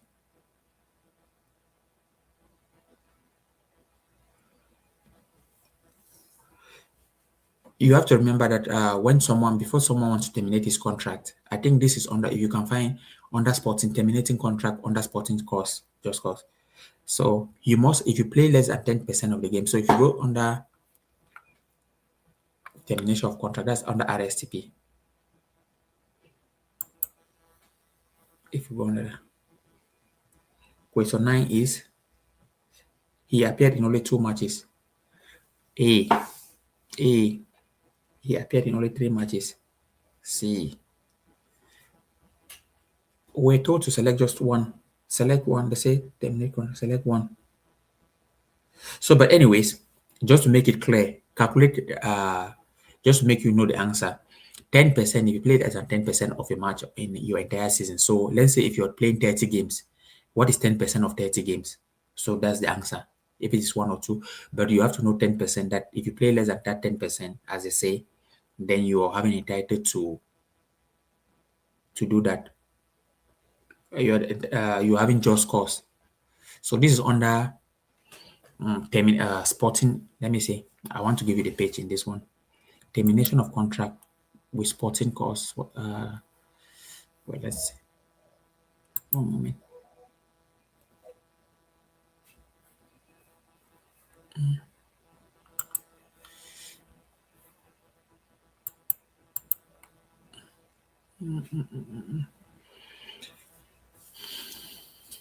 Okay.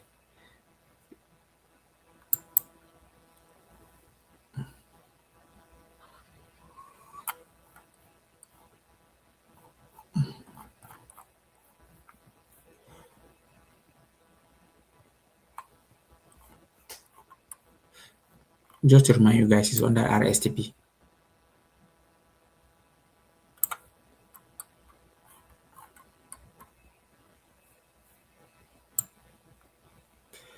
Oh, is it under what am I saying? Let's see.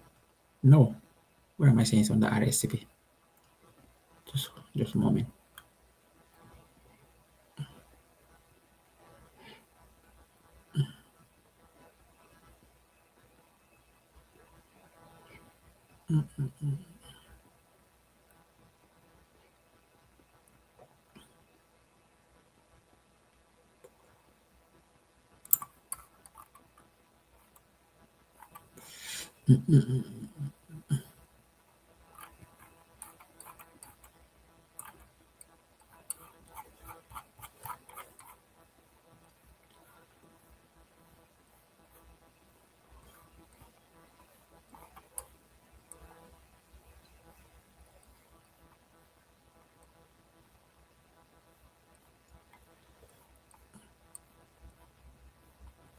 So it's under termination of contract. You have under termination of contract with just cause.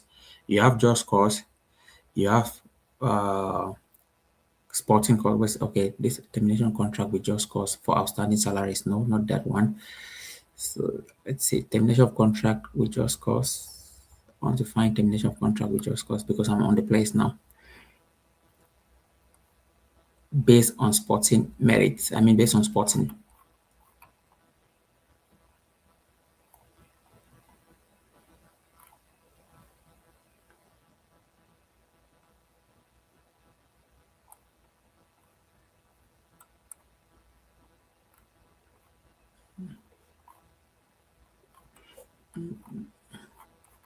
Next.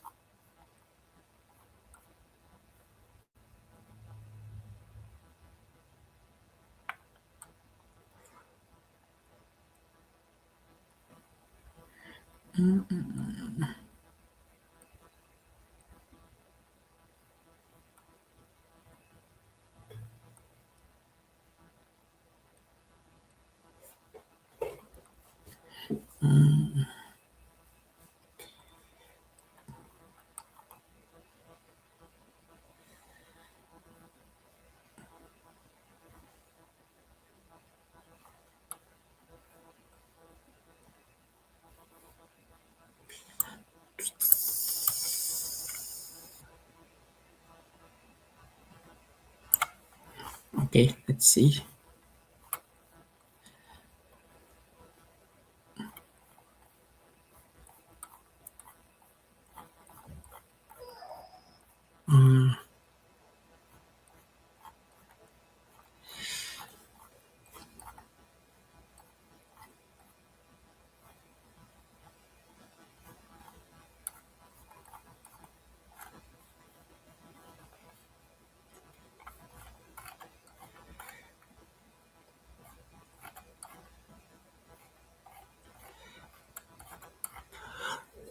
Okay, guys, go on that RSTP and find this and see under termination of contracts. You're going to see just cause sporting reason to terminate contract based on sporting cause, and you're going to see it there. And also there's termination of contract outstanding salaries, but that's not it. It's on that sporting merit. So on that sporting merits, when you terminate a contract, listen, you need page 173. You need to play less games, and when you play less those less games, then you have the chance to terminate contract. That's why you always have this situation that, let's take for example, a club can have you as a player, and then they say, hey, if he's playing less game, they start to play you, let me say, in the French clubs. You understand what French cups are not, let me say, the league cups. Those ones that just giving you game time so that at least because they also have people advising them, so that when you turn, let me say, you will play more than 10% of the game rather than they leave you on the bench. Then you and your agent find a way to find a way to go to have reason to terminate contract. So those are the things that clubs also are very aware of. So the first thing is, I'll say, you have to just know a little bit of these things. So, but anyway, someone put this things. Let's see, special rights. No, so it's not 173. Special 173 on your material is okay. Yes, 173, not 170. Okay, so yes, you can see all those stuff. Termination of contract with just cause, outstanding salary, consequence of termination of contract with sporting just cause. Yes. So if you read on that, that's number 50, article 15. So for those guys, I think someone helped you on the group there. If you read on that, you're going to see an established professional who has, in course of the season, appeared in fewer than 10% of the official matches in which his club has been involved may terminate his contract prematurely on the grounds of sporting just cause. So now, you calculate 30 matches. What's 10% of that? 10% of that. Then you figure your answer there. Yes, you even put the number 15. Good, you did it very well. Chapeau. But anyways, so that's how you calculate the answer to this one. You already know that you go to the page. So he who went to that page, chapeau, which means you have done already. You have used the material. That's how you use the material. What what level were we? Okay, question 10. Which of the following statement is correct in relation to bridge transfers? Select one. Club may engage a player through a training category 4 club as long as it does not receive payment. Receive any payment. Club should use a training category 4 club to avoid the payment of training compensation. Club should never engage a player that was already transferred within the previous, within the previous 16 weeks. A club should not enter into agreement that involves a player being transferred twice within 16 weeks in order to circumvent a rule or defraud someone else. So this is the answer is D here. Let's just move a little bit. The answer is D here because this is what we call training. This is breach transfer. Club should not enter into arrangement that involves a player being transferred twice within 16 weeks. So you're transferred twice within 16 weeks to bypass. So when I mean transferred twice, like so, how does this happen? So I can have a club. There's another club there that you have a club. Then I discover that if I buy this player because my club is a professional club, I'm going to pay training compensation to a lot of. I'm going to pay training compensation to all the previous clubs. Let's take for example, this player is, let's say he's 19 years, and then I want to buy this player, and I'm going to offer him first professional contract because training compensation is triggered when on two conditions. One is international transfer, one this thing professional contract. So now, when I'm offering him his first professional contract, I'll be in charge in paying. If that player has played for over passed through, let me say, 3 or 4 clubs before, I'm going to pay training compensation to all those clubs, which is something that most clubs don't want to pay that money. So what they do is they bypass the rule. Is they may have one of their, although this still exists in the industry, they have one of their, but of course they don't use this 16 weeks things because FIFA will catch you there. But people now use it in a more smart way, in a way that which is quite wrong. That they can do this. They can you can go for a loan on 6 months, or an amateur club can buy you for 6 months. You understand? And then after 6 months, now the first when the next transfer window is opening, you go on loan. So this kind of things happen. But anyway, training compensation. This one, the answer is D.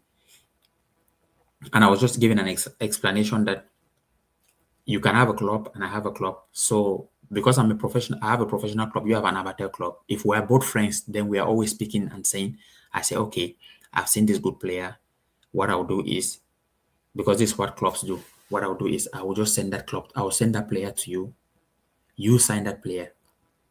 When you sign the player, then since if we you will loan him back to me, you will loan him to me. And the reason you're loaning him to me is because I'll avoid that paying training compensation. But now, where clubs fail is that they go and loan that player within 16 weeks. So FIFA sees it because how does FIFA discover it? Everything happens through the transfer matching system now. Before these things went, that's why FIFA is putting all this in place. So if the information comes through that, oh, this player has left this club, he left the club, let's say 2 weeks ago, and in the next 3 weeks, he's already leaving to another club. And then FIFA will say, oh, there's something fishy here. So that, which means the club that the player is his final destination was the club that who wanted to sign the player, but they are just using now this amateur club to bypass training compensation. Now FIFA will call you, and what are the consequences? This can also come in the exam. They ask, what are the consequences of that? You might get this in. I think we've answered that one. You get transfer ban. You'll be fine, and you can get a transfer ban of up to 2 registration period. So those are things. But anyway, the answer to this is D. And then the next one we say, which is question 11. Which of the following occurs after a football agent fails to comply with CPD requirement following the expiring of professional suspension period of 60 days? Select one or more. A. The football agent is permanently suspended from profession and may never apply for a new license. B. The football agent must pay a fine to FIFA. C. The football agent license is withdrawn. D. The clients have just cause to terminate all representation agreement with that football agent. D first is correct, so that's one I'll give you guys. So look another one. Because when this happens, when you don't have a license, all clients already have just cause to terminate their contract. When they call of just cause, I hope people understand the just cause means reason. They have reason to terminate their contracts with you because you don't have a license anymore. If your license, any player you have, if you the more your license is suspended, they have the right automatically to terminate their contract with you. So first D, and what is the next one? Using the principle of elimination method, the football agent is permanently suspended. That one will never exist. That one is not there. The football agent must pay a fine to FIFA. No. So it's C and D. The football agent license is withdrawn. So when you are given that provision, your license is withdrawn, and then also the next thing is that your clients go away. So you lose your client. The next one is, let me see what you guys did. CD. Yes, CD, correct. Let me CD. Good. 10 was the year. Okay. Let's move forward, guys. Oh, 2350. Just one moment, guys. Yes.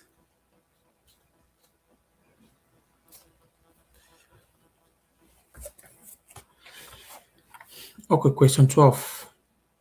Clark is a football agent who is celebrating the fact that he has secured he has secured Scotty as his new client. Scotty is a talented player with a bright future. So Clark is confident that he will earn a small fortune from the three-year exclusive representation agreement he has signed with Scotty.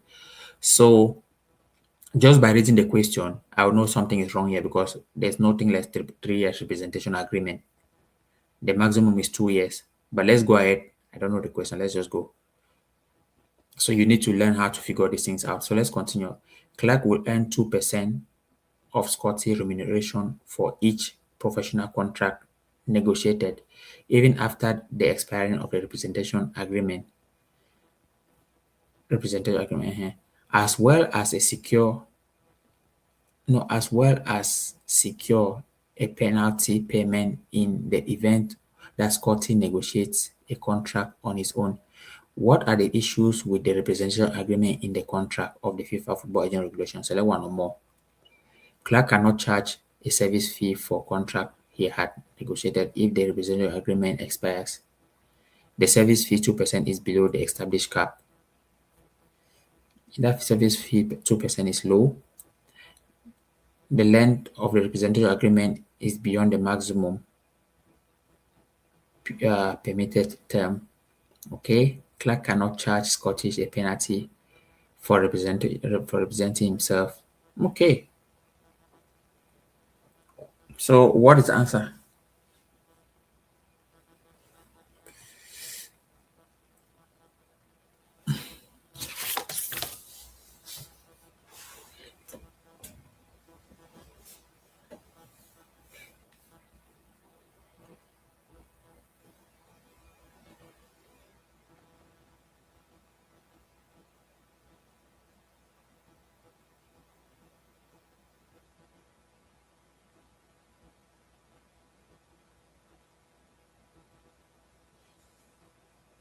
So you have to the question they're asking that what are the contexts? What is wrong about this representation agreement?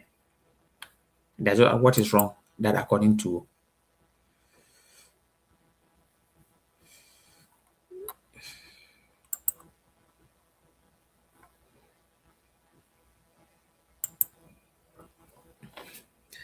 So let's use this into flag. Let's start to flag it. It's okay. Let me see what you guys said first here. What did you guys say? CDC. No, not what are we talking? 12. Question 12. CD, A, B, C, D. CD, A, C, D. Okay, let's see. Question 12. A. Clark cannot charge a service fee for contract he had negotiated if the representation agreement expires. That's okay. So that is okay. So that's not the right. That is not the answer because it's correct. So this is correct because the question they're asking here, what is wrong with this representation agreement? What are the issues with the representation agreement in the context of FIFA? They're asking what is wrong here in this agreement. So you have to understand the question. So A is not the question, it's not the answer. And then okay, we go. The next question. B, the service fee of 2% is below established cap. No, a bit, yeah, but not still. That's not the answer. Now let's look at C. The length of the representation agreement is beyond the maximum permitted term. Yes, that one is first one. C is correct. And clerk cannot charge Scotty a penalty for representing himself. No, you can represent your listen. I think at one point there used to be a question that comes this. Let me just use an advantage to talk about this part just to enlighten you guys. So there can be a question that they say, hey, they say let's say Scott or whosoever has this situation on the deadline day of a transfer, and his agent is not picking his phone. So let's say club A rings rings the player's agent and don't get to the player's agent, and then ring the player himself. A club finds ring the player himself and say, "Hey, we want to sign you, and today is the deadline.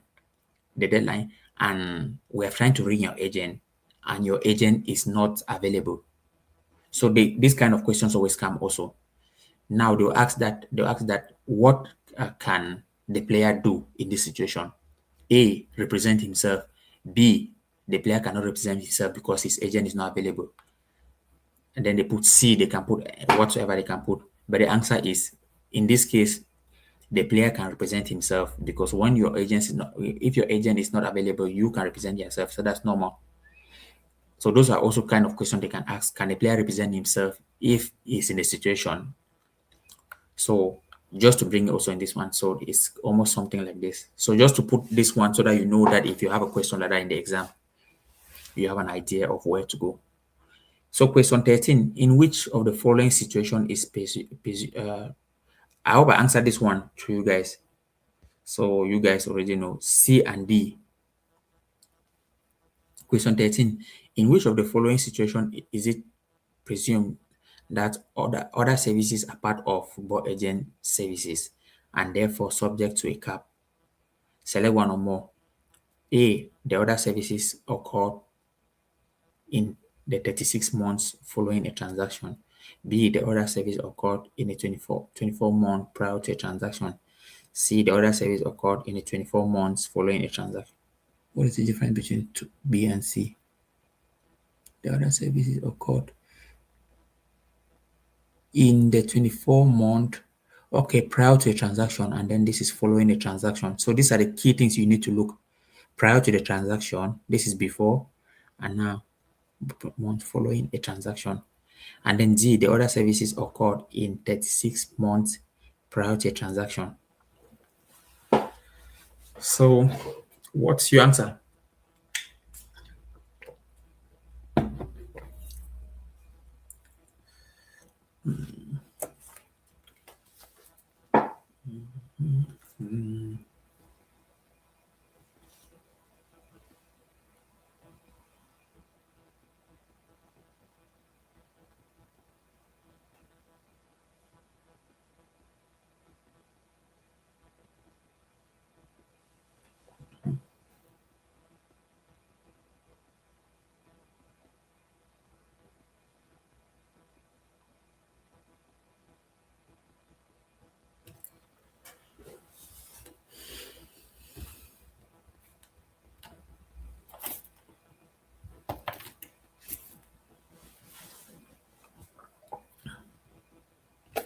Yes, I think this is.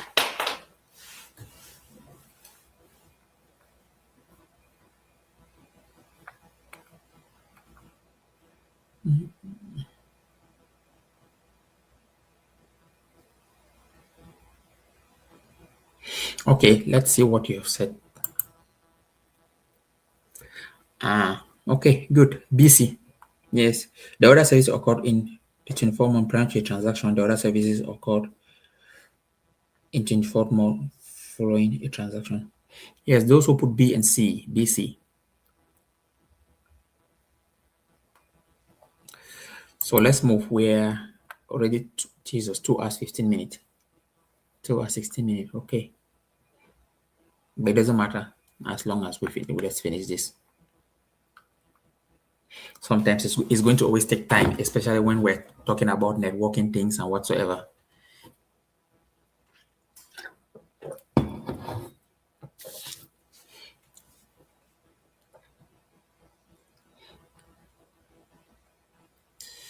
So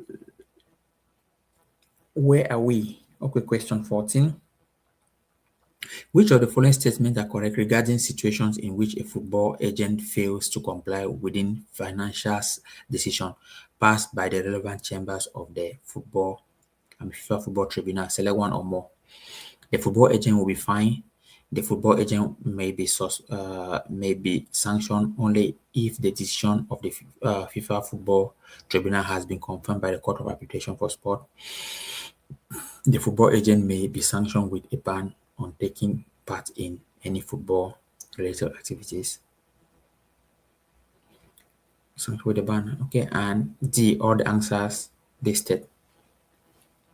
Okay, let's go question 14.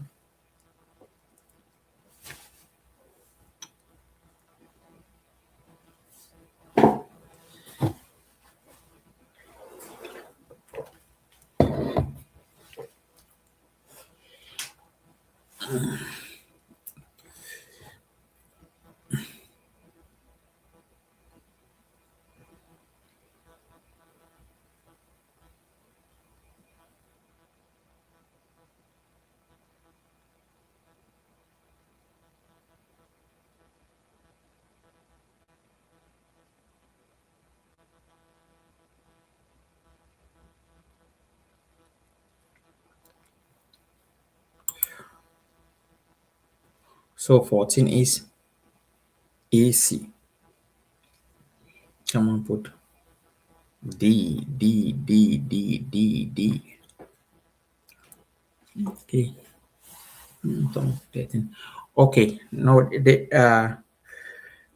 yes, the answer is AB. Let's look at it. Why? Okay. Which of the following statements are correct regarding situations in which football agent fails to comply with financial decision passed by the relevant chambers of football or the FIFA Football Tribunal? So you have to also look at you have to a little bit look at the tribunal, the football tribunal when decision. So when you look at the question, sometimes let's say when as we're answering this question here, sometimes when you go back home or you after tomorrow when you've rested, you can look at some of these questions that were challenging. And how do you look at it? You know that they're talking about football tribunal. So you have to go to the football tribunal to find this one. And the question was which of the following statements are correct regarding situations in which football agents fails to comply with financial decision. So you have to be finding things that are, let me say, financial decisions. So to read what are the things that if when they fail, then you just and then because there you are going to find these kind of answers. The answers here. So the thing was A. The answer is A. Football agent will be fine. If you fail to comply, yes, you'll be fine. B. The football agent may be sanctioned only if the decision of the football agent or if the decision of the FIFA Football Tribunal has been confirmed by the Court of Arbitration. Yeah. So those are the two answers. Let's move forward. No, did we finish? No, we have to come back to 15. 15 is here. For which types of football do the FIFA Clearinghouse regulation lay down the pro mock? The pro mock, what is it? Exam. What is it? Right? Exam test for the payments made through the FIFA Clearinghouse. Select one or more. I'll go again. For which types of football do the FIFA Clearinghouse regulation lay down the pro mock exam? Is it test they're trying to write for the payments made through the FIFA Clearinghouse? Select one or more. Let's see. I will see the answer. All the answer listed. Yes, A, B. Okay, now I understand. So, okay, now I understand the question. 11, 11A aside football women. C, futsal. D, 11 aside men football. So, for more, so check, but let me look through the question again. For which types of football do the FIFA clearinghouse lay down the pro mock exam test for the payment made through FIFA clearinghouse? Select one or more.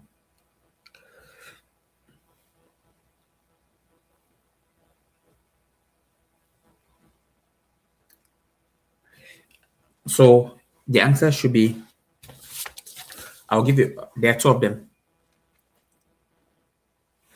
No, no, she's crazy.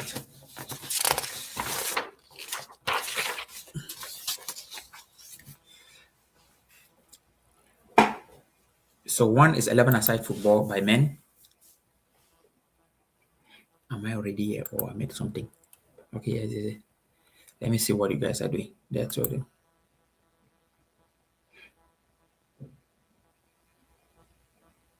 BD. The person who made BD who said BD had it. Yes, 11 aside football by men, 11 aside football by women. Yes.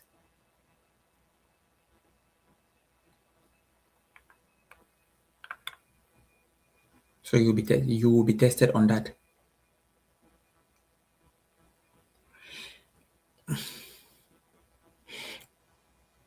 Okay.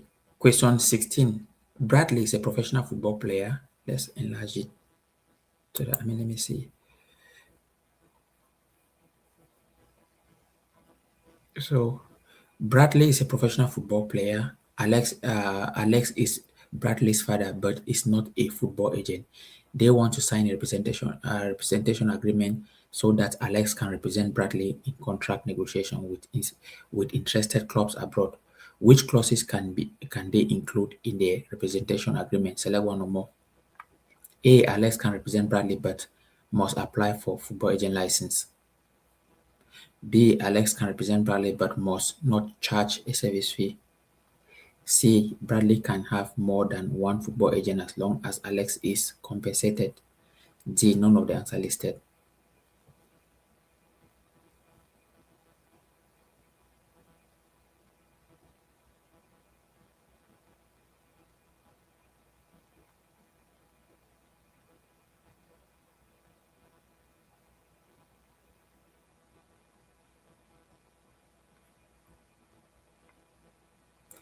So just to explain the question for you.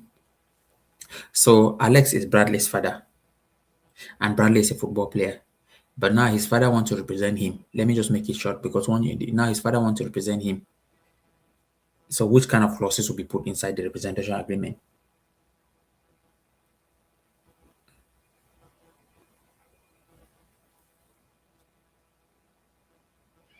And also with interested clubs from abroad. So which clauses will be put there? So it's a father trying to represent a son in an agreement. Representation agreement, but he doesn't have the license. And with interested clubs from abroad, what can he do? What kind of represent? What kind of? I think if you use common sense, if you understand the answer, they say select one or more. But yeah, so let's see. What did you put? Okay, good job. D. The answer is D. 16 is D.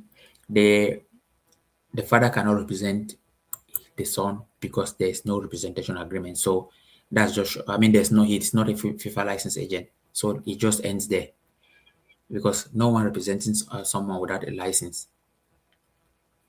So all these ones are just to trick you so that you fall into it that Alex can represent Bradley but must apply for FIFA agent license. Okay, question 17.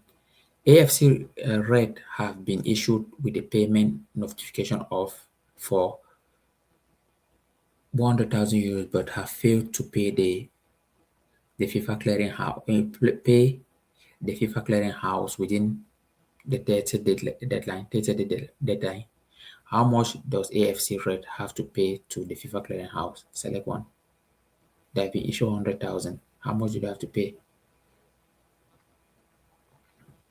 A 125,000, B 105,000, C 102,500, D 100,000. So it's just that they have exceeded the deadline day. So they are trying to ask that this would they pay a penalty for exceeding that day, or because sometimes, as I say, you have to learn how to interpret what is the question asking, and if they are paying a penalty, what is that penalty? What's the figure? Yeah.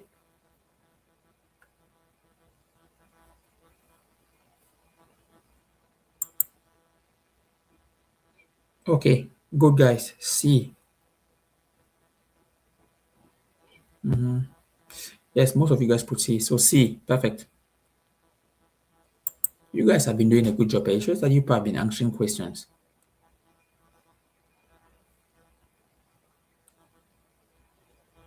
Yes, my thing with you guys, I see that you are answering most of the questions, but it's nice that you are doing answering more of these questions because it's going to help. My thing now with you guys is just that the study materials that you guys need to engage more with it and use that method that I told you guys about it. That it helps. They use your table of content. That's how you get better of this. When you're starting to use the study materials, you have just few weeks now. It doesn't matter when you're how slow you are. Start doing it so that it helps you. Because I know it's discouraging and boring, but the things that I've been giving you, that's how you are going to really get better. If you can get 2 or 3 questions just using the study material, you have a very huge chance of passing also. So that's a big thing because most people in the exam, when they go to the exam, they never use the study material because when you open that material is so much, and then you just get fed up. You just say, "I'll try my luck and do pick anything here." And if it works, it works. If it doesn't work, it doesn't work. That's how it happens. Okay, let's go to question 18. A player was born in Germany. A, pl- so it's A player was born in Germany in 2005 and has played an official competition for the German under-17 national team. Now wishes to play for Switzerland. The player's maternal grandfather was born in Switzerland, and the player has today been granted Swiss nationality. Which of the following statements apply in the context of the FIFA regulations governing the application of the status RGAS? Select one or more. As the player fulfills the condition of Article 7, Paragraph 1c of the grass, he can play for Switzerland without any further steps. B. The player is currently tied to Germany sporting nationality. C. The player fulfills the exception under Article 9, Paragraph 2b of the RGAS. And Z, the player fulfills the exception under Article 9, Paragraph 2a of the RGAS. So what's the answer? What are the answers? They say select one or more. Yes.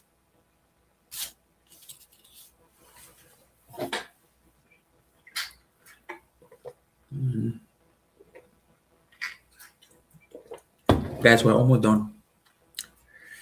Oh,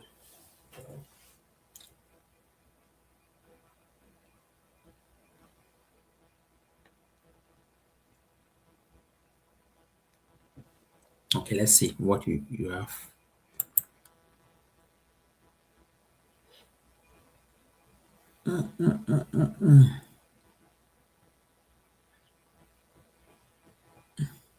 How do you guys get CD, CD, CD? Someone said CD, BD, ACD. Just 3 people said AB. The answer is B and something, B something, D something. BC. So it's BC. So let's see how. So now I would like you also to find this answer because I want to always make sure that you also have context in where. So they have given you already where you can read this. As a player for fields, let's look. You can already know where to find this the answers of this. If they say the answer A, as the player fulfills the condition of Article 7, Paragraph 1C of the RGAS, he can play for Switzerland without any further steps. The player is currently tied under Germany. And then, so what you do is you go to these various articles and try to read a little bit and have an idea because you're going to find all this information. So the secret also to when they give you a question, the answer is when they say paragraph, let's say for example, paragraph 7, article 7, paragraph 1C, it shows that you should go there and try to read because there you're going to find a lot of the answers or within the passage, you're going to get the answers there. So normally, learn this from today. Once they give a question, and if you don't know that question, if you hear a paragraph there, you have to just know where that is, and you try to go and find that paragraph. Try to read along that paragraph. You're going to get the answer. So most of these kind of questions are instead easy when they tell you that paragraph this. Don't be scared of it. Instead, take advantage of it and say, oh, the answer is just around this area. These questions are instead easy to handle rather than the questions that they don't give you any like paragraph, anything, because there you have to imagine. But this, they already tell you that if you go to paragraph this, you will find it. If only you don't know the question, I mean the answer of it. Okay, 19. If you discover that most of these questions, question 6 today, were very lengthy. So if this was someone's exam, Jesus, then that person, it will be really tough because this question, before you read, look at question 19, it's almost like half of the page of of this page. Before you read the questions and even trying to interpret it, it has gone out of your head. So let's go. Toby is a football agent licensed by FIFA who knows that safeguarding means taking proactive action to protect people from harm and abuse and to promote people well-being. In his role, Toby always tries to do everything possible to identify and address risks and to prevent any kind of harm or abuse from being committed against the minors that he represents, including physical, sexual, and emotional abuse and neglect, trafficking, and exploitation. Toby was recently in touch with the Football Association and a registered football association and a registered club in his country regarding their safeguarding policies. The football association and club in question said that they did not have any safeguarding policies in place. They also do not have designated safeguarding officer. Toby sees their lack of clear safeguarding policies and procedure as a risk factor for potential abuse and exploitation.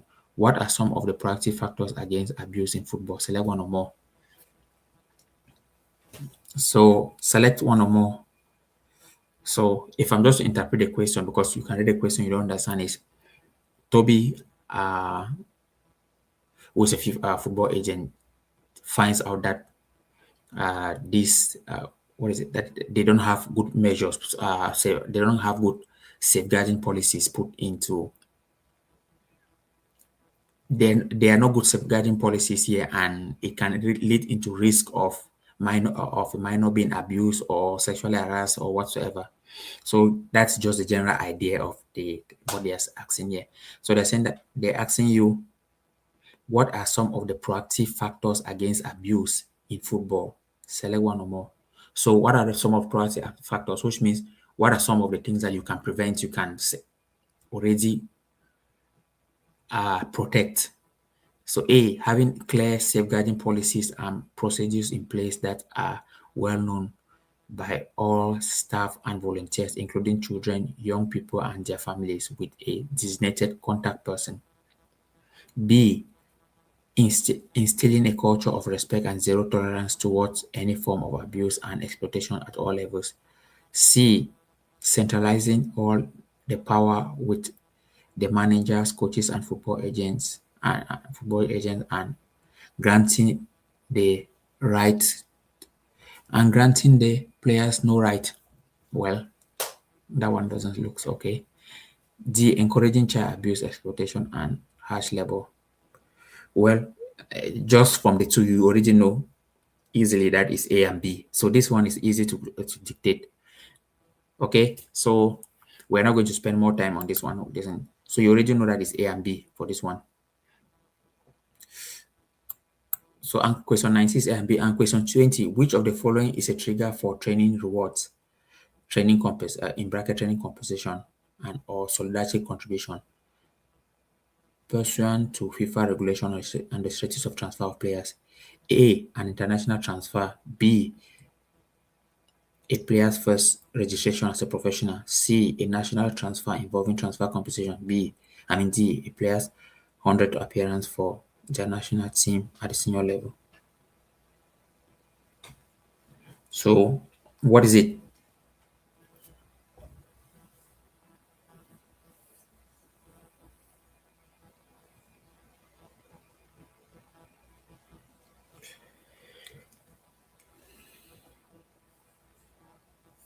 Okay.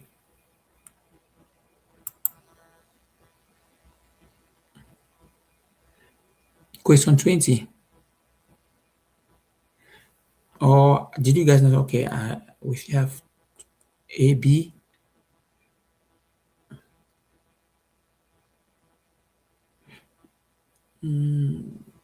Still waiting for some people. Let's see. Okay, third person A, B. Yes, the answer is A, B. Not to wait someone, the answer is A, B. So it was like, which of the following is a trigger for training compensation? For training rewards, which is in bracket training compensation, solidarity mechanism. So what triggers that? International transfer and player first registration as a professional player. A national transfer involving transfer compensation, no. A player's 100 appearance for the national team at the senior level, no. Even if you play 1,000, it doesn't trigger that reward. Okay. Yes, guys, that was it. Quite long today. I missed the answers for question 8 and question 9. Okay, but you missed the answers for question 8 and question 9. So the best way is, because we are not going to, the best way is when I think we have answered all those questions. So when this video is done, you can post, you can just go forward, reach question 7, and then wait when question 8 comes. You're going to get it, because I think I mentioned all the answers.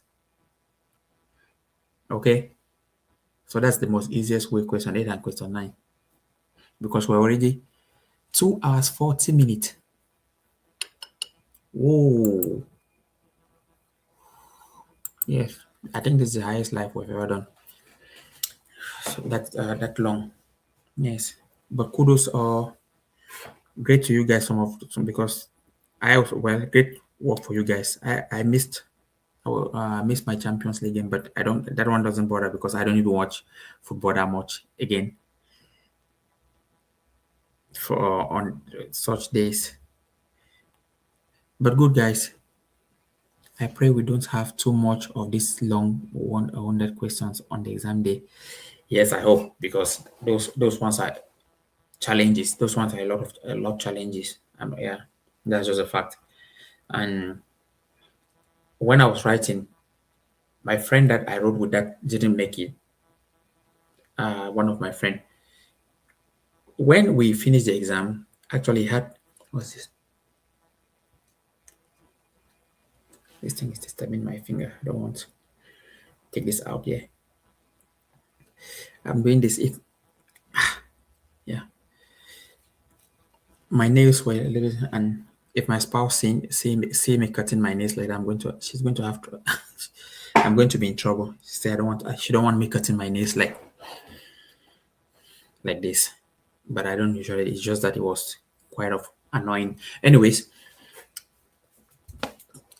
yes, I was saying with the friend I kind of wrote with, when we finished the exam, I don't know, he knew all his questions and answer. He knew all his questions. And when we were checking, he was asking me whether referring going towards the book. His questions were quite good, not that long, moderate, but not like this because this is too long. All these questions, because I think in all the mock we have been doing, this mock 6 is the one that has the most longest question. Most of the questions here are long, so naturally, if someone has this one, it's more really challenging. Yeah. So I hope not all the questions, but yeah. When I was writing, I had a lot of long questions, but it's good for you to prepare this kind of one. Also, the more you prepare with certain kind of questions, if you have easy ones, if you have easy question like if they ask you training compensation, bridge transfer, pro, protection period, those kind of things, remuneration, how long is the players? They always ask these things. They always say they can come. How do they call it? Like how long is this representation agreement? They put 2 years. 2 years with non-renewal. They come and put, then they just put 2 years. Then they come and say 3 years whatsoever. So the answer is always 2 years with no automatic renewal.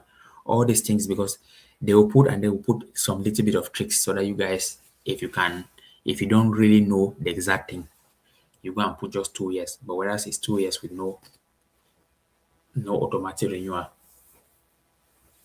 So that's the thing. But anyways, guys, today was, if not any question, then we have to go because it's already past 12. I started 9 something and I think 2 hours something. Question 16. You had 16 out of 20. That's good. Yes. This was tough. Yeah, because this was quite long, to be honest. Yes, this was quite the more of the questions. But I'll say spend your time to go through again the questions again, just to, because most of some you can have most of these questions. Not most, but for sure you're going to have some of the kind of questions like this because the thing that also is challenging in the exam is that you get a long question. As I said, you want to go and read that question and come back. Your brain has already reset. You don't understand what you're reading anymore any longer because the question is too long for you to digest. So when you're reading a question, you are also trying to interpret that question as quick as possible so that it saves you time. Okay. Anyway, guys, today was we did one session today, and I think we're going to do the next one because I'm also having a lot of classes, so it's better. Next one, I think it will be next week or so again. Yeah. Unfortunately, it's next week. I went back and I don't think you answered it. Question 8. Okay.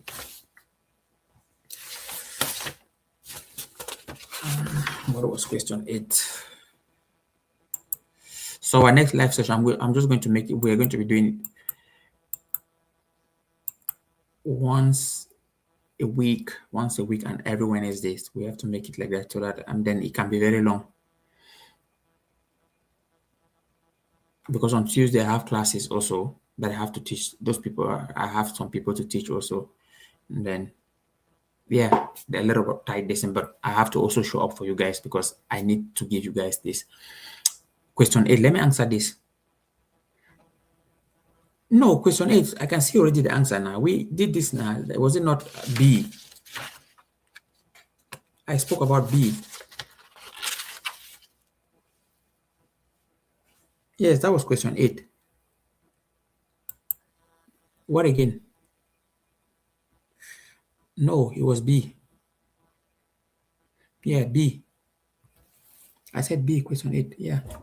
I already, just from opening, I already saw the answer already without even reading the question. Yeah. Okay, guys. So let's make it. I will try to add. So we'll meet again next. I'll try to do again next Wednesday. What about question 9? Can someone help him? Can someone help him on the listen? Can someone help him?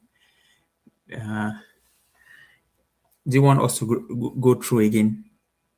Do you want us to go through again the whole entire material? What was question 9 here?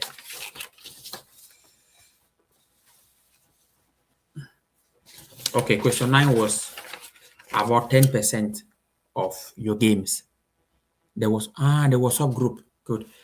I don't think you answered it. Sorry. Okay, question 9 was about 10% of this thing. So what is 10% of 30 matches? Calculate 10% of 30 matches.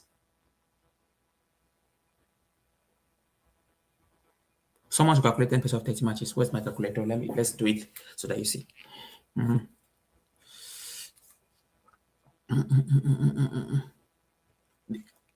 I remember it was it not the question 9. I think one person posted page 174 that I read. Was it not it? I think it was that. Was it not page 174 that I read for you guys? That I said I was angry. Okay, let's go through it again. And the person also even put it here. It was number 15, page 174, number 15. So if you want to answer question 9, go to page 170. I'm going to read it. An established professional in in the course of the season appeared in fewer than 10% of the official matches in which his club has been involved may terminate his contract prematurely on the ground of sporting cause. Okay, so do you remember this now? So now, what is 10%? Is it 3? Fewer than 10%.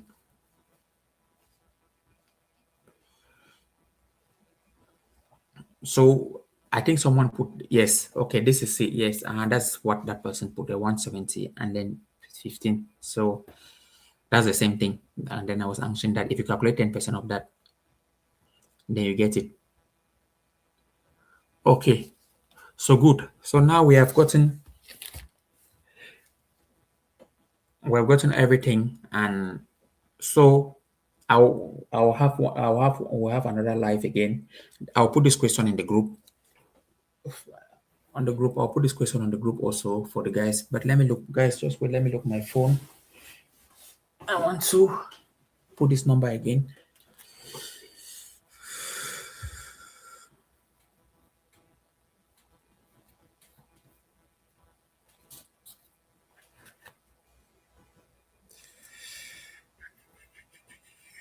Just one moment. Someone is already texting in the group. They have something.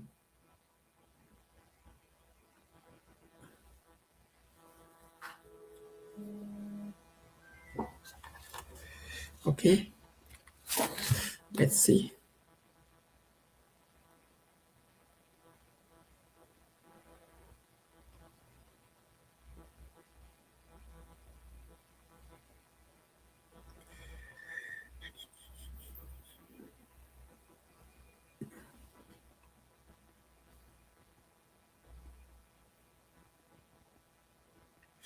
Okay. Let's just finish with this for the guys who wanted to come to the group.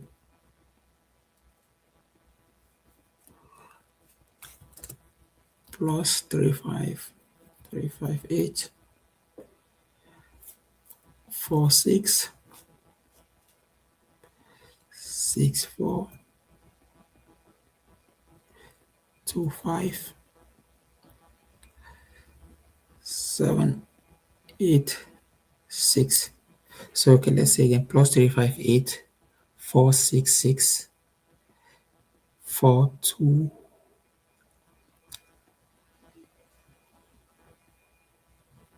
Yes. Okay. So now for those who have, can you click over? Can you click over? Okay. Now for those who need to add, who needed to check anything for the add their WhatsApp, their contact. Yes, you can add it there. I mean, those who need to be in the group because there are already other people in the group. You can join them from there. So anyone, no, if you have not added, if you have not joined the group, then you can try to join from there. That is okay. Okay, guys, but let's talk again. So next session will be on Wednesday again. We try to do we'll do on Wednesday, then we try to. So but before that 21st, what we'll try to do is answer is C. What is it? Answer C of what? What is that? Question 9.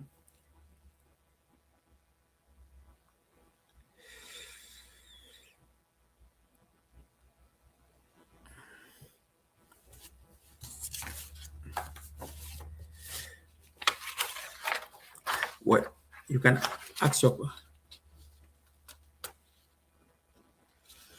Are we still talking about question 9? Did you? Yes. Well, anyways, did you calculate?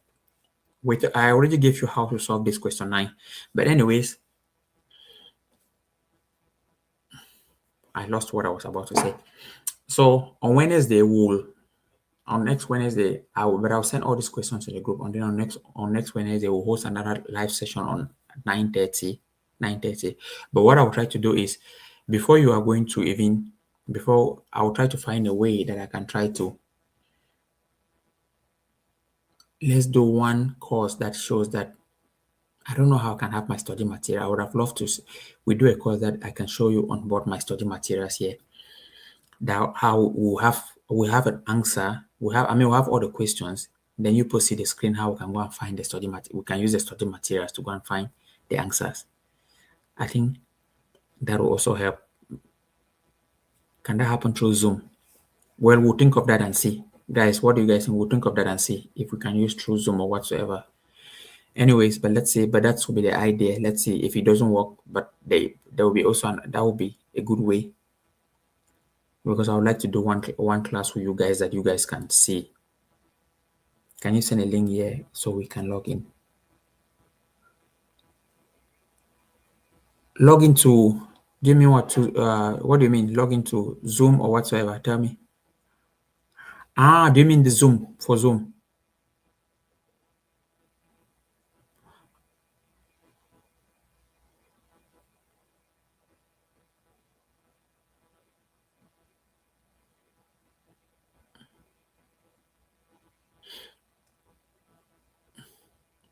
It says less than 10%. 2 is less than 3 though. That way we can that way you can log into live stream. Okay. No, I think I'll be sending I'll send because I'll not be is it not to send it on the live session? I mean on the WhatsApp group. Because I think most of you guys here now are in the WhatsApp group. If I'm sending a link, I'll send to the WhatsApp group as well. I mean to the WhatsApp group. But anyways, we'll try to figure out that. Let me see if I can open my study materials. Yes, I think that would be a great lesson using a Zoom to open study materials. Then, so that one we might do that one. Yes, that one might not be even on YouTube here. Yes, I can do that on a Zoom because on Zoom. But let's see how it goes. We'll find one day to do that so that maybe easier here because we can interact via StreamYard. Yes, okay. Anyways, but let's see how it goes. We just find a way, just to find a way that at least it helps that you can have that experience of using the study materials, and that's it. Okay, guys, I think that's all. And anything, if not, let me disappear. You guys have taken is it 3 hours of my time, and I've also taken 3 hours of your time, so it's okay. I hope most of you guys have registered the group. I've registered because when I stop it, probably you're not going to see this again. Thanks, Brian. Thanks, guys. Yes, I appreciate. Thanks, yeah. Okay, guys, we'll keep in touch and make sure most of you guys who are on the group, make sure that because I can always pop in, and I'll send this mock 6 in the group also. So make sure you join the WhatsApp group if you're not there, and then so that you people can communicate. And as I said, some of you guys have been already trying to been exchanging and learning. That's nice, guys. Okay, anything, always drop a message, and then I can reply. Okay. Take care, guys. Take care, guys, and we talk later. Bye for now. Cheers.